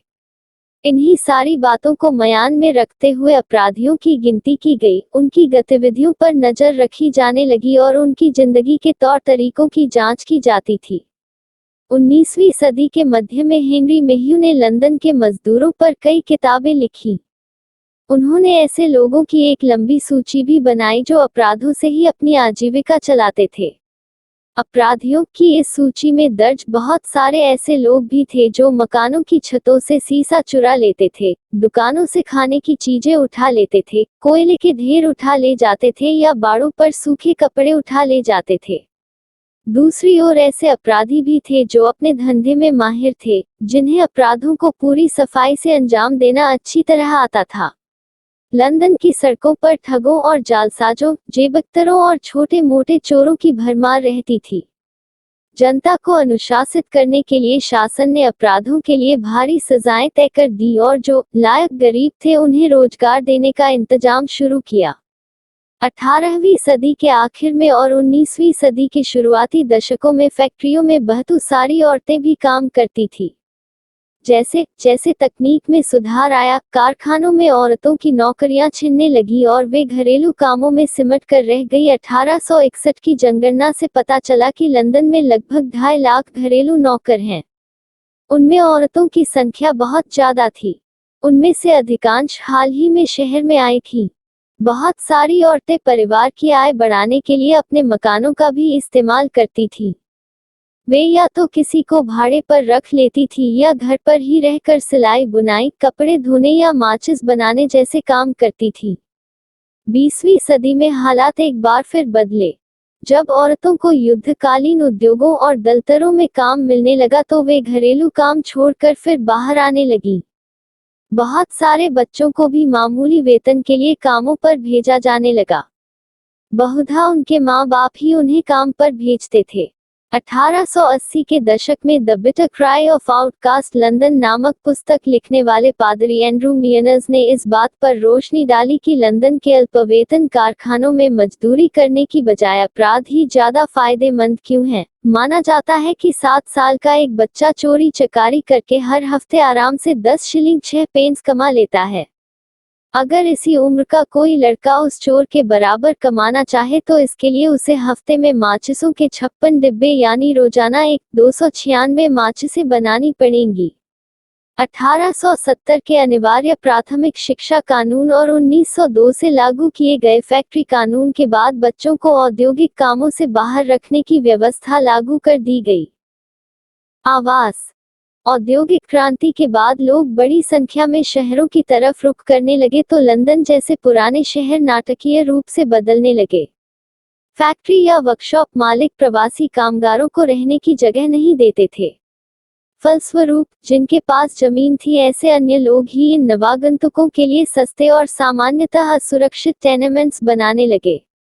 यूं तो गांवों में भी गरीबी खूब थी लेकिन शहरों में तो बहुत घनी और साफ दिखाई पड़ती थी। 1887 में लिवरपूल के एक जलपोत मालिक चार्ल्स बूथ ने लंदन के ईस्ट एंड पूर्वी छोर में लंदन के अल्पकुशल मजदूरों का पहला सामाजिक सर्वेक्षण किया। उन्होंने पाया कि लंदन के कम से कम 10 लाख, लंदन की आबादी का लगभग 5वां हिस्सा, लोग बहुत ही गरीब हैं और उनकी औसत उम्र 29 साल से ज्यादा नहीं है। संपन्न वर्ग और मध्य वर्ग की औसत उम्र 55 साल थी। बूथ ने पाया कि इन मजदूरों के किसी वर्कशॉप, अस्पताल या पागलखाने में मरने की संभावना ज्यादा है। चार्ल्स बूथ ने अपने सर्वेक्षण में निष्कर्ष निकाला कि लंदन को अपने निर्माणतम नागरिकों को बसाने के लिए कम से कम 4 लाख कमरे और बनाने होंगे। कुछ समय तक शहर के खाते पीते बाशिंदे यही मांग करते रहे कि झोपड़पट्टियों को साफ कर दिया जाना चाहिए। लेकिन धीरे धीरे लोग इस बात को समझने लगे कि शहर के गरीबों के लिए भी आवास का इंतजाम करना जरूरी है। इस बढ़ती चिंता के क्या कारण थे? पहली बात तो यही थी कि गरीबों के एक कमरे वाले मकानों को जनता के स्वास्थ्य के लिए खतरा माना जाने लगा था। इन मकानों में भीड़ रहती थी, वहां हवा निकासी का इंतजाम नहीं था और साफ सफाई की सुविधाएं नहीं थी। दूसरा, खस्ताहाल मकानों के कारण आग लगने का खतरा बना रहता था। तीसरा, इस विशाल जनसमूह के कारण सामाजिक उथल-पुथल की आशंका दिखाई देने लगी थी। 1917 की रूसी क्रांति के बाद यह डर काफी बढ़ गया था। लंदन के गरीब कहीं विद्रोह न कर डाले, इस आशंका से निपटने के लिए मजदूरों के लिए आवासीय योजनाएं शुरू की गई। लंदन की सफाई। लंदन को साफ सुथरा बनाने के लिए तरह तरह से प्रयास किए गए। भीड़ भरी बस्तियों की भीड़ कम करने, खुले स्थानों को हरा भरा बनाने, आबादी कम करने और शहर को योजनानुसार बसाने के लिए कोशिशें शुरू कर दी गई। इसी तरह की आवासीय समस्याओं से जूझ रहे बर्लिन और न्यूयॉर्क जैसे शहरों की तर्ज पर अपार्टमेंट्स के विशाल ब्लॉक बनाए गए। लेकिन टेनेमेंट्स की वजह से यहाँ की समस्या विकट थी। मकानों की भारी किल्लत के असर को काबू करने के लिए प्रथम विश्वयुद्ध के दौरान किराया नियंत्रण कानून लागू किया गया। 19वीं सदी के औद्योगिक शहरों में घुटन भरे भीड़ भड़के ने देहाती साफ हवा की चाह बढ़ा दी थी। लंदन और पेरिस के बहुत सारे अमीर तो देहात में अवकाश गृह बनवाने का खर्चा उठा सकते थे, पर यह विकल्प सबके पास नहीं था। शहर के लिए नए फेफड़ों का इंतजाम करने की बात उठने लगी। लंदन के गिर्द हरित पट्टी आदि विकसित करके देहात और शहर के फासले को पाटने के प्रयास भी किए गए। वास्तुकार और योजनाकार एबेनेज़र हावर्ड ने गार्डन सिटी, बगीचों का शहर की अवधारणा प्रस्तुत की। उन्होंने एक ऐसे शहर का खाका खींचा जहां पेड़ पौधों की भरमार हो और जहां लोग रहते भी हों, काम भी करते हों। उनका मानना था कि इस प्रकार बेहतर नागरिक तैयार करने में भी मदद मिलेगी। हार्वर्ड के विचारों के आधार पर रेमंड अनविन और बैरी पाकर ने न्यू अर्ज़विक नाम से एक गार्डन सिटी का डिजाइन तैयार किया। इसमें साझा बाग बगीचे, खूबसूरत नज़ारों का इंतजाम किया गया था। हर चीज को बड़ी बारीकी से सजाया गया था। लेकिन ऐसे मकानों को तो केवल खाते पीते कामगार ही खरीद सकते थे। विश्वयुद्धों के दौरान 1919 से 39 मजदूर वर्ग के लिए आवास का इंतजाम करने की जिम्मेदारी ब्रिटिश राज्य ने अपने पर ले ली और स्थानीय शासन के जरिए 10 लाख मकान बनाए गए। इनमें से ज्यादातर एक परिवार के रहने लायक छोटे मकान थे। इस दौरान शहर इतना फैल चुका था कि अब लोग पैदल अपने काम तक नहीं जा सकते थे। शहर के आसपास यानी उपशहरी बस्तियों के अस्तित्व में आने से सार्वजनिक परिवहन व्यवस्था अनिवार्य हो चुकी थी। शहर में आवागमन। अगर लोगों को उपनगरीय बस्तियों से शहर तक लाने के लिए यातायात की सुविधा नहीं है तो भला लोगों को शहर छोड़कर उपनगरीय गार्डन आबादियों में जाकर रहने के लिए कैसे तैयार किया जा सकता था। लंदन के भूमिगत रेलवे ने आवास की समस्या को एक हद तक हल कर दिया था। इसके जरिए भारी संख्या में लोग शहर के भीतर बाहर आ जा सकते थे। दुनिया की सबसे पहली भूमिगत रेल के पहले खंड का उद्घाटन 10 जनवरी 1863 को किया गया। यह लाइन लंदन की पैडिंगटन और फेरिंगटन स्ट्रीट के बीच स्थित थी। पहले ही दिन 10,000 यात्रियों ने इस रेल में यात्रा की। इस लाइन पर हर 10 मिनट में अगली गाड़ी आ रही थी। 1880 तक भूमिगत रेल नेटवर्क का विस्तार हो चुका था और उसमें सालाना 4 करोड़ लोग यात्रा करने लगे थे। शुरू में भूमिगत यात्रा की कल्पना से लोग डर जाते थे। इस बारे में अखबार के एक पाठक ने इन शब्दों में चेतावनी दी थी, मैं जिस डिब्बे में बैठा था वह पाइप पीते मुसाफिरों से भरा हुआ था। डिब्बे का माहौल सल्फर, कोयले की धूल और पर लगे गैस के लैंप से निकलती गंध से अटा हुआ था।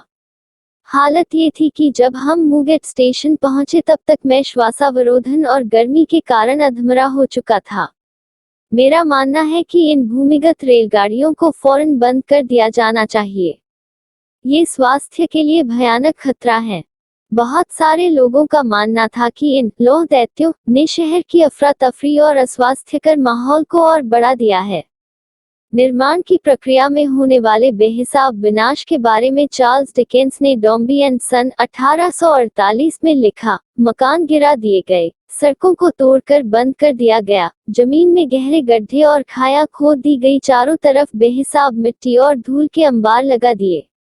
अधूरेपन की 100,000 शिकलें और पदार्थ सामने थे, उलट पुलट अपनी जगह अदलते बदलते, जमीन में धंसे हुए। तकरीबन 2 मील लंबी रेलवे लाइन बिछाने के लिए औसतन 900 घर गिरा दिए जाते थे। इस प्रकार लंदन में बनी ट्यूब रेलवे के कारण लंदन के गरीबों को बड़ी संख्या में उजाड़ा गया, खास तौर से 2 विश्वयुद्धों के बीच। बहरहाल, इन सारी अड़चनों के बावजूद भूमिगत रेलवे एक जबरदस्त कामयाबी साबित हुई। 20वीं सदी आते आते न्यूयॉर्क, टोक्यो और शिकागो जैसे ज्यादातर विशाल महानगर अपनी सुव्यवस्थित सार्वजनिक परिवहन व्यवस्था के बिना नहीं रह सकते थे। नतीजा यह हुआ कि शहर की आबादी और बिखरने लगी। सुनियोजित उपनगरीय इलाकों और अच्छे रेल नेटवर्क की बदौलत बहुत सारे लोगों के लिए मध्य लंदन से बाहर रहते हुए रोज काम पर आना आसान हो गया। इन नई सुविधाओं ने सामाजिक ऊंच नीच को कमजोर किया तो नए किस्म के विभेद भी पैदा कर दिए। इन बदलावों से लोगों के घरेलू और सार्वजनिक जीवन पर क्या असर पड़ा? क्या उनका सभी सामाजिक समूहों के लिए एक जैसा महत्व था? शहर में सामाजिक बदलाव। 18वीं सदी में परिवार उत्पादन और उपभोग के साथ साथ राजनीतिक निर्णय लेने के लिहाज से भी एक महत्वपूर्ण इकाई था। औद्योगिक शहर में जीवन के रूप रंग ने परिवार की उपादेयता और स्वरूप को पूरी तरह बदल डाला। परिवार के सदस्यों के बीच अब तक जो बंधन थे वे ढीले पड़ने लगे। मजदूर वर्ग में विवाह संस्था टूटने की कगार पर पहुंच गई। दूसरी ओर ब्रिटेन के उच्च एवं मध्य वर्ग की औरतें अकेलापन महसूस करने लगी थीं। हालांकि नौकरानियों के आ जाने से उनकी जिंदगी काफी आसान हो गई थी। ये नौकरानियां बहुत मामूली वेतन पर घर का खाना बनाती थीं, साफ सफाई का काम करती थीं और बच्चों की देखभाल भी करती थीं। वेतन के लिए काम करने वाली औरतों का अपने जीवन पर ज्यादा नियंत्रण था। विशेष रूप से निम्नतर सामाजिक वर्गों की महिलाओं का अपने जीवन पर अच्छा खासा नियंत्रण था। बहुत सारे समाज सुधारकों का मानना था कि एक संस्था के रूप में परिवार टूट चुका है। इस आशंका को दूर करने के लिए उन्होंने सुझाव दिया कि घर से बाहर जाकर काम करने वाली औरतों को दोबारा घर की चारदीवारी में भेजा जाए। शहर में मर्द, औरत और परिवार। इसमें कोई संदेह नहीं कि शहर पुरुषों और महिलाओं दोनों में व्यक्तिवाद की एक नई भावना पैदा कर रहा था। वे सामूहिक मूल्य मान्यताओं से दूर जाने लगे थे जो कि छोटे ग्रामीण समुदायों की खासियत थी। परंतु इस नई शहरी परिधि में पुरुषों व महिलाओं की पहुंच एक समान नहीं थी। जैसे जैसे औरतों के औद्योगिक रोजगार खत्म होने लगे और रूढ़िवादी तत्व सार्वजनिक स्थानों पर उनकी उपस्थिति के बारे में अपना असंतोष व्यक्त करने लगे, औरतों के पास वापस अपने घरों में लौटने के अलावा कोई चारा नहीं रहा। सार्वजनिक परिधि केवल पुरुषों का दायरा बनती चली गई और घरेलू दायरे को ही औरतों के लिए सही जगह माना जाने लगा। 19वीं शताब्दी के ज्यादातर आंदोलनों, जैसे चार्टिज्म, सभी वयस्क पुरुषों के लिए मताधिकार के पक्ष में चलाया गया आंदोलन, 10 घंटे का आंदोलन, कारखानों में काम के घंटे निश्चित करने के लिए चला आंदोलन में पुरुष बड़ी संख्या में एकजुट हुए। औरतों के मताधिकार आंदोलन या विवाहित औरतों के लिए संपत्ति में अधिकार आदि आंदोलनों के माध्यम से महिलाएं काफी समय बाद जाकर 1870 के दशक से राजनीतिक गतिविधियों में हिस्सा लेने के लिए तैयार हो पाई। 20वीं शताब्दी तक शहरी परिवार एक बार फिर बदलने लगा था। इसके पीछे आंशिक रूप से युद्ध के दौरान औरतों के बहुमूल्य योगदान का भी हाथ था। युद्ध की जरूरतों को पूरा करने के लिए महिलाओं को बड़ी संख्या में काम पर रखा जाने लगा था। इन परिस्थितियों में परिवार काफी छोटा हो गया था। सबसे महत्वपूर्ण बात यह थी कि अब परिवार वस्तुओं और सेवाओं के तथा विचारों के नए बाजार का केंद्रबिंदु बन चुका था। यदि नए औद्योगिक शहर ने सामूहिक श्रम के लिए नए अवसर उपलब्ध कराए तो उसने रविवार और अन्य छुट्टियों के दिनों में आमोद प्रमोद और मनोरंजन की समस्या भी खड़ी कर दी। लोगों का मनोरंजन करने के लिए जो समय मिला उसका उन्होंने किस प्रकार प्रयोग किया। मनोरंजन और उपभोग। अमीर ब्रिटेनवासियों के लिए बहुत पहले से ही लंदन सीजन की परंपरा चली आ रही थी।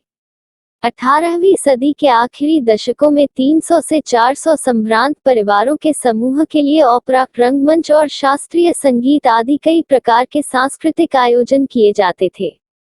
मेहनतकश अपना खाली समय पब या शराब घरों में बिताते थे। इस मौके पर वे खबरों का आदान प्रदान भी करते थे और कभी कभी राजनीतिक कार्रवाइयों के लिए गोलबंदी भी करते थे। धीरे धीरे आम लोगों के लिए भी मनबहलाव के तरीके निकलने लगे। इनमें से कुछ सरकारी पैसे से शुरू किए गए थे। 19वीं सदी में लोगों को इतिहास का बोध देने के लिए और लोगों को ब्रिटेन की उपलब्धियों से परिचित कराने के लिए बहुत सारे पुस्तकालय, कला दीर्घाएं और संग्रहालय खोले जाने लगे। शुरुआती दिनों में लंदन स्थित ब्रिटिश म्यूजियम में आने वालों की सालाना तादाद सिर्फ 15,000 थी। 1810 से इस संग्रहालय में प्रवेश शुल्क समाप्त कर दिया गया तो दर्शकों की संख्या तेजी से बढ़ने लगी। 1824-25 में 1,27,643 दर्शक आए, जबकि 1846 तक दर्शकों की संख्या बढ़कर 8,25,901 तक जा पहुंची। निचले वर्ग के लोगों में संगीत सभा काफी लोकप्रिय थी और 20वीं सदी आते आते तो विभिन्न पृष्ठभूमि के लोगों के लिए सिनेमा भी मनोरंजन का जबरदस्त सामान बन गया। ब्रिटिश औद्योगिक मजदूरों को छुट्टी के दिनों में समुद्र किनारे जाने की सलाह दी जाती थी जिससे वे खुली धूप और स्वच्छ हवा का आनंद ले सकें। 1883 में ब्लैकपूल स्थित समुद्र तट पर सैर सपाटे के लिए आने वालों की संख्या 10 लाख से ज्यादा थी, जो 1939 तक 70 लाख से पर जा चुकी थी। शहर में राजनीति। 1886 में कड़ाके की सर्दी के दिनों में चारदीवारी के बाहर काम करना असंभव हो गया तो लंदन के गरीब दंगों पर उतारू हो गए। उनकी मांग थी कि उन्हें भयानक गरीबी से आजादी दिलाई जाए। डेप्टफोर्ड से लंदन की ओर बढ़े चले आ रहे 10,000 लोगों की भीड़ से भयभीत दुकानदारों ने अपनी दुकानें बंद कर दी। जुलूस को तितर बितर करने के लिए पुलिस बुलाई गई। इसी तरह का दंगा 1887 के आखिरी महीनों में भी हुआ। इस बार पुलिस ने ज्यादा सख्ती दिखाए। इस पुलिस कार्रवाई को नवंबर 1887 के खूनी रविवार के नाम से याद किया जाता है। 2 साल बाद लंदन के हजारों गोदी कामगारों ने हड़ताल कर दी और शहर भर में जुलूस निकाले। एक लेखक के अनुसार हजारों हड़ताली शहर भर में जुलूस निकाल रहे थे, लेकिन न तो किसी की जेब कटी और न कोई खिड़की टूटी। 12 दिन तक चली इस हड़ताल में मजदूरों की मांग थी कि गोदी कामगारों की यूनियन को मान्यता दी जाए। इन उदाहरणों से आप अच्छी तरह समझ सकते हैं कि शहर में बहुत सारे लोगों को एक साथ राजनीतिक कार्रवाइयों में खींचा जा सकता था। इस प्रकार शहर की विशाल जनसंख्या एक अवसर भी थी और एक खतरा भी। शहरों में विद्रोह की आशंकाओं को कम करने और शहरों को सुंदर बनाने के लिए सरकारी तंत्र ने हर संभव उपाय किए हैं। इस बात को पेरिस के बारे में दिए गए उदाहरणों से समझा जा सकता है। औपनिवेशिक भारत के शहर। पश्चिमी यूरोपीय शहरों के विपरीत 19वीं सदी में हमारे शहर इतनी तेजी से नहीं फैले। औपनिवेशिक शासन के दौरान भारत में शहरीकरण की रफ्तार धीमी ही रही। 20वीं सदी की शुरुआत में हमारे देश के केवल 11% लोग शहरों में रहते थे।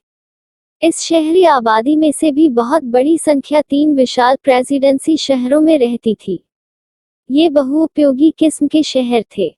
उनमें बड़े बड़े बंदरगाह थे, वेयरहाउस थे, घर व दफ्तर थे, सेना की छावनियां थीं और शैक्षणिक संस्थान, संग्रहालय व पुस्तकालय थे। बम्बई भारत का एक प्रमुख शहर था। 19वीं सदी के आखिरी सालों से बम्बई तेजी से फैलने लगा था। 1872 में उसकी आबादी 6,44,405 थी, जो 1941 में 15 लाख तक पहुंच चुकी थी। आइए देखें बम्बई का विकास कैसे हुआ। बम्बई भारत का सबसे महत्वपूर्ण शहर। 17वीं शताब्दी में बम्बई 7 टापुओं का समूह था और उस पर पुर्तगालियों का नियंत्रण था। 1661 में ब्रिटेन के राजा चार्ल्स द्वितीय का विवाह पुर्तगाल की राजकुमारी से हुआ तो ये टापू अंग्रेजों के हाथों में चले गए। इसके बाद ईस्ट इंडिया कंपनी ने भी पश्चिमी भारत के अपने सबसे मुख्य बंदरगाह सूरत से अपना मुख्यालय बम्बई में कायम कर लिया। शुरू में बम्बई का महत्व गुजरात से आने वाले कपड़े के निर्यात के लिए ही ज्यादा था। 19वीं सदी में बाद के सालों के दौरान बम्बई एक बंदरगाह के रूप में विकसित होने लगा, जहां से कपास और अफीम जैसे कच्चे माल बड़ी तादाद में रवाना किए जा सकते थे। धीरे धीरे यह पश्चिमी भारत का एक महत्वपूर्ण प्रशासकीय केंद्र भी बन गया। सदी के आखिर तक आते आते बम्बई देश का एक बड़ा औद्योगिक केंद्र बन चुका था। शहर में रोजगार। अंग्रेज मराठा युद्ध में मराठों की हार के बाद 1819 में बम्बई को बम्बई प्रेसिडेंसी की राजधानी घोषित कर दिया गया। इसके बाद शहर तेजी से फैलने लगा। कपास और अफीम के बढ़ते व्यापार के चलते न केवल बहुत सारे व्यापारी और महाजन बल्कि तरह तरह के कारीगर और दुकानदार भी बम्बई में आकर बसने लगे। कपड़ा मिलें खुलने के बाद और भी ज्यादा संख्या में लोग शहर की तरफ रुख करने लगे। बम्बई में पहली सूती कपड़ा मिल 1854 में स्थापित की गई थी। 1921 में वहां ऐसी 85 कपड़ा मिलें खुल चुकी थी, जिनमें 1,46,000 मजदूर काम करते थे। 1881 से 1931 के बीच बम्बई में रहने वालों में से लगभग 1/4 ही ऐसे थे जिनका जन्म बम्बई में हुआ था। बाकी निवासी बाहर से आकर वहां बसे थे। पास में ही स्थित रत्नागिरी जिले के बहुत सारे लोग कपड़ा मिलों में काम करने के लिए बम्बई आ रहे थे। 1919 से 1926 के बीच मिलों में काम करने वाले मजदूरों में औरतों की संख्या 23% थी। इसके बाद कामकाजी आबादी में उनकी संख्या लगातार गिरती चली गई और आखिर में उनका हिस्सा केवल 10% पर सिमट कर रह गया। 30 के दशक के आखिर तक औरतों के काम या तो मशीनों से किए जाने लगे थे या उनके काम पुरुष मजदूरों को सौंपे जाने लगे। 20वीं सदी के बहुत साल बीत जाने के बाद भी भारत के समुद्री व्यापार पर बंबई का ही दबदबा बना हुआ था। बंबई शहर दो प्रमुख रेलवे नेटवर्कों का जंक्शन या मिलन बिंदु था।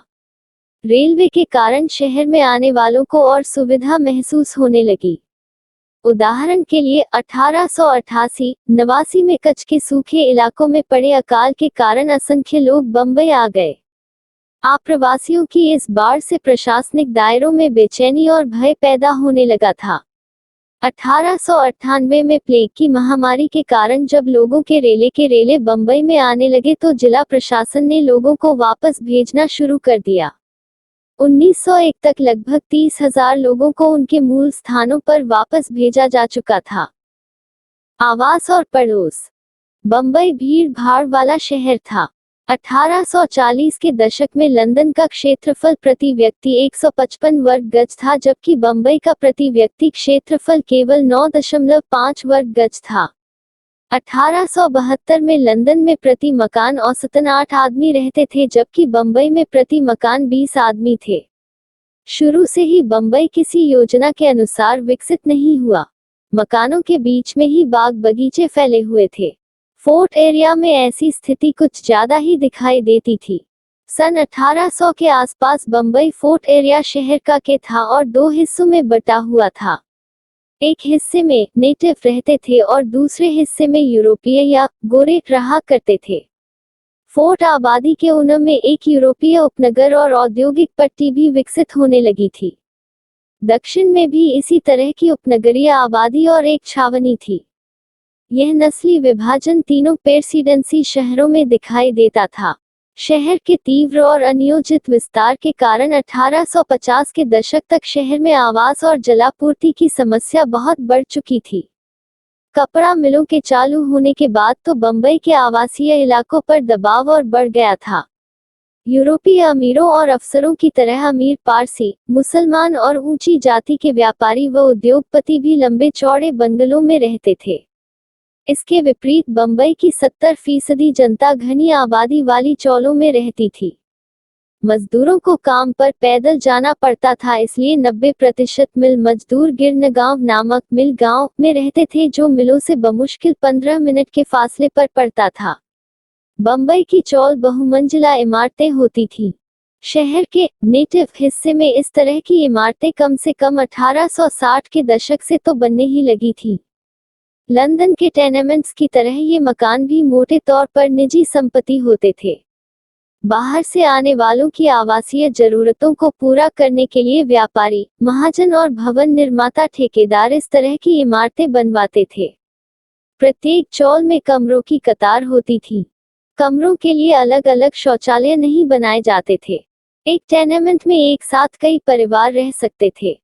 1901 की जनगणना में बताया गया था कि टापू की भू आबादी का बहुत बड़ा हिस्सा यानी कुल आबादी का 80% एक कमरे वाले टेनेमेंट्स में रहता है। हर कमरे में औसतन 4 से 5 आदमी रहते हैं।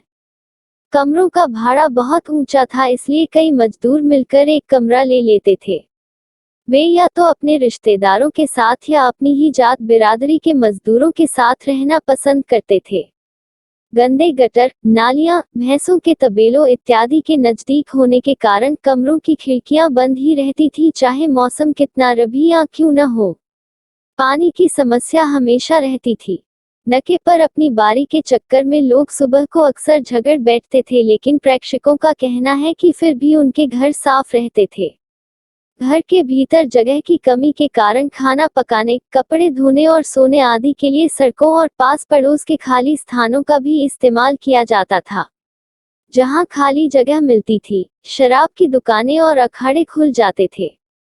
सड़कों का प्रयोग विभिन्न प्रकार की मनोरंजन संबंधी गतिविधियों के लिए भी किया जाता था। 20वीं शताब्दी के शुरुआती दिनों को याद करते हुए पार्वतीबाई भोर ने बताया, हमारी 4 चौलों के बीच एक खुला मैदान था। वहां कभी बाजीगर, कभी मदारी तो कभी कलाबाज अपने करतब दिखाने आते रहते थे।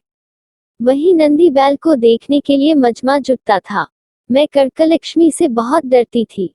जब वह 2 रोटी के लिए खुद अपने बदन पर कोड़े बरसाती थी तो मेरी रूह कांप जाती थी। चौलों में ही रोजगार, हड़तालों, दंगे और प्रदर्शनों के बारे में खबरों के लेन देन का भी काम चलता था। मिलों के आसपास की बस्तियों में जाति कुटुंब के मुखिया गांव प्रधान जैसी हैसियत रखते थे। कई बार मिल मजदूरों का ठेकेदार ही मोहल्ले का नेता भी होता था। वह विवादों का फैसला करता था, खाने पीने का इंतजाम करता था और वक्त जरूरत कर जादी की भी व्यवस्था करता था। राजनीतिक हालात के बारे में भी वह महत्वपूर्ण जानकारियां लाता था। दबे कुचले वर्गों के लोगों के लिए तो मकान का इंतजाम करना और भी मुश्किल था। बहुत सारी चौलों में मुसलमानों और निचली जाति के लोगों को नहीं रखा जाता था। उन्हें अक्सर नालीदार चादर या पनों या बांस के बने झोंपड़ों में रहना पड़ता था।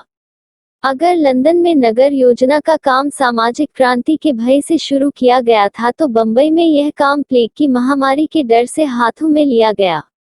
1898 में city of Bombay improvement trust की स्थापना की गई और उसे शहर के बीचों बीच बसे गरीबों के मकानों को हटाने का काम सौंपा गया। इस ट्रस्ट की योजनाओं के कारण 64,000 लोगों को आवासीय सुविधाओं से हाथ धोना पड़ा। उनमें से केवल 14,000 लोगों को ही मकान दिए गए। 1918 में भाड़ों को तर्कसंगत सीमा में रखने के लिए किराया कानून पारित किया गया, लेकिन इसका उल्टा असर हुआ। किरायों पर अंकुश लगने के कारण मकान मालिकों ने मकान किराए पर देना कम कर दिया, जिसके कारण मकानों की भारी विफलत पैदा हो गई। जमीन की कमी के कारण शहर के विस्तार से बंबई में हमेशा ही समस्या पैदा हुई। बंबई शहर जिस तरह विकसित हुआ है उसमें भूमि विकास परियोजनाओं का अहम हाथ रहा है। बंबई में भूमि विकास। क्या आप जानते हैं कि बंबई जिन 7 टापुओं को मिलाकर बनाया गया है उन्हें लंबे समय में एक दूसरे से जोड़ा गया था। इस दिशा में सबसे पहली परियोजना 1784 में शुरू की गई थी। बंबई के गवर्नर विलियम हॉर्नबी ने उस समय विशाल तटीय दीवार बनाने के प्रस्ताव पर मंजूरी दी ताकि शहर के निचले इलाके समुद्र के पानी की चपेट में आने से बच जाएं। तब से कई भूमि विकास परियोजनाएं चलाई जा चुकी हैं। 19वीं सदी के मध्य में व्यावसायिक उद्देश्यों के लिए और ज्यादा जमीन की जरूरत पैदा हुई तो सरकार और निजी कंपनियों दोनों की ओर से कई नई योजनाएं तैयार की गई ताकि और ज्यादा समुद्री भूमि को इस्तेमाल के योग्य बनाया जा सके। निजी कंपनियां भी जोखिम उठाने के लिए तैयार थीं। 1864 में मालाबार हिल से कोलाबा के आखिरी छोर तक के पश्चिमी तट को विकसित करने का ठेका बैक बे रिक्लेमेशन कंपनी को मिला। भूमि विकास के लिए अक्सर बंबई के आसपास के पहाड़ी इलाकों को भी सपाट किया जाता था। भारी लागत के कारण 1870 तक ज्यादातर निजी कंपनियां बंद हो चुकी थी, लेकिन तब तक शहर का क्षेत्रफल 22 वर्ग किलोमीटर तक पहुंच चुका था। 20वीं सदी में जिस प्रकार आबादी तेजी से बढ़ती रही, जमीन के हर टुकड़े को घेर लिया गया और ज्यादा से ज्यादा समुद्री जमीन को विकसित किया जाने लगा। एक सफल भूमि विकास परियोजना बॉम्बे पोर्ट ट्रस्ट के अंतर्गत शुरू की गई। ट्रस्ट ने 1914 से 1918 के बीच एक सूखी गोदी का निर्माण किया और उसकी खुदाई से जो मिट्टी निकली उसका इस्तेमाल करके 22 एकड़ का बालाड एस्टेट बना डाला।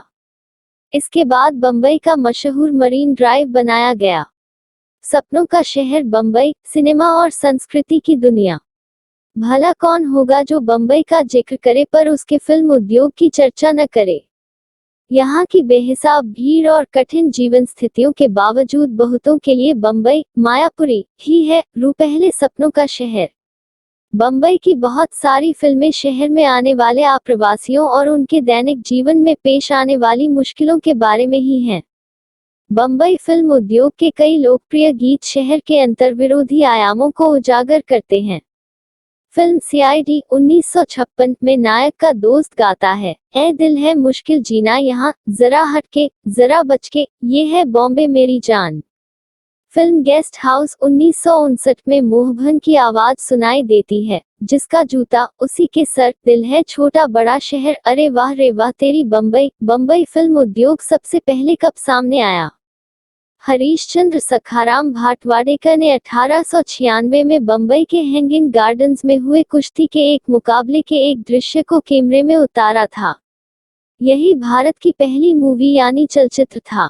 कुछ समय बाद दादा साहेब फाल्के ने राजा हरिश्चंद्र 1913 फिल्म बनाई। इसके बाद तो बम्बई का फिल्म उद्योग आगे ही बढ़ता गया। 1925 तक बम्बई भारत की फिल्म राजधानी बन चुका था।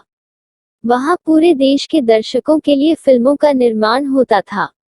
1947 में लगभग 50 फिल्में बनी, जिन पर 75.6 करोड़ रुपए की लागत आई थी।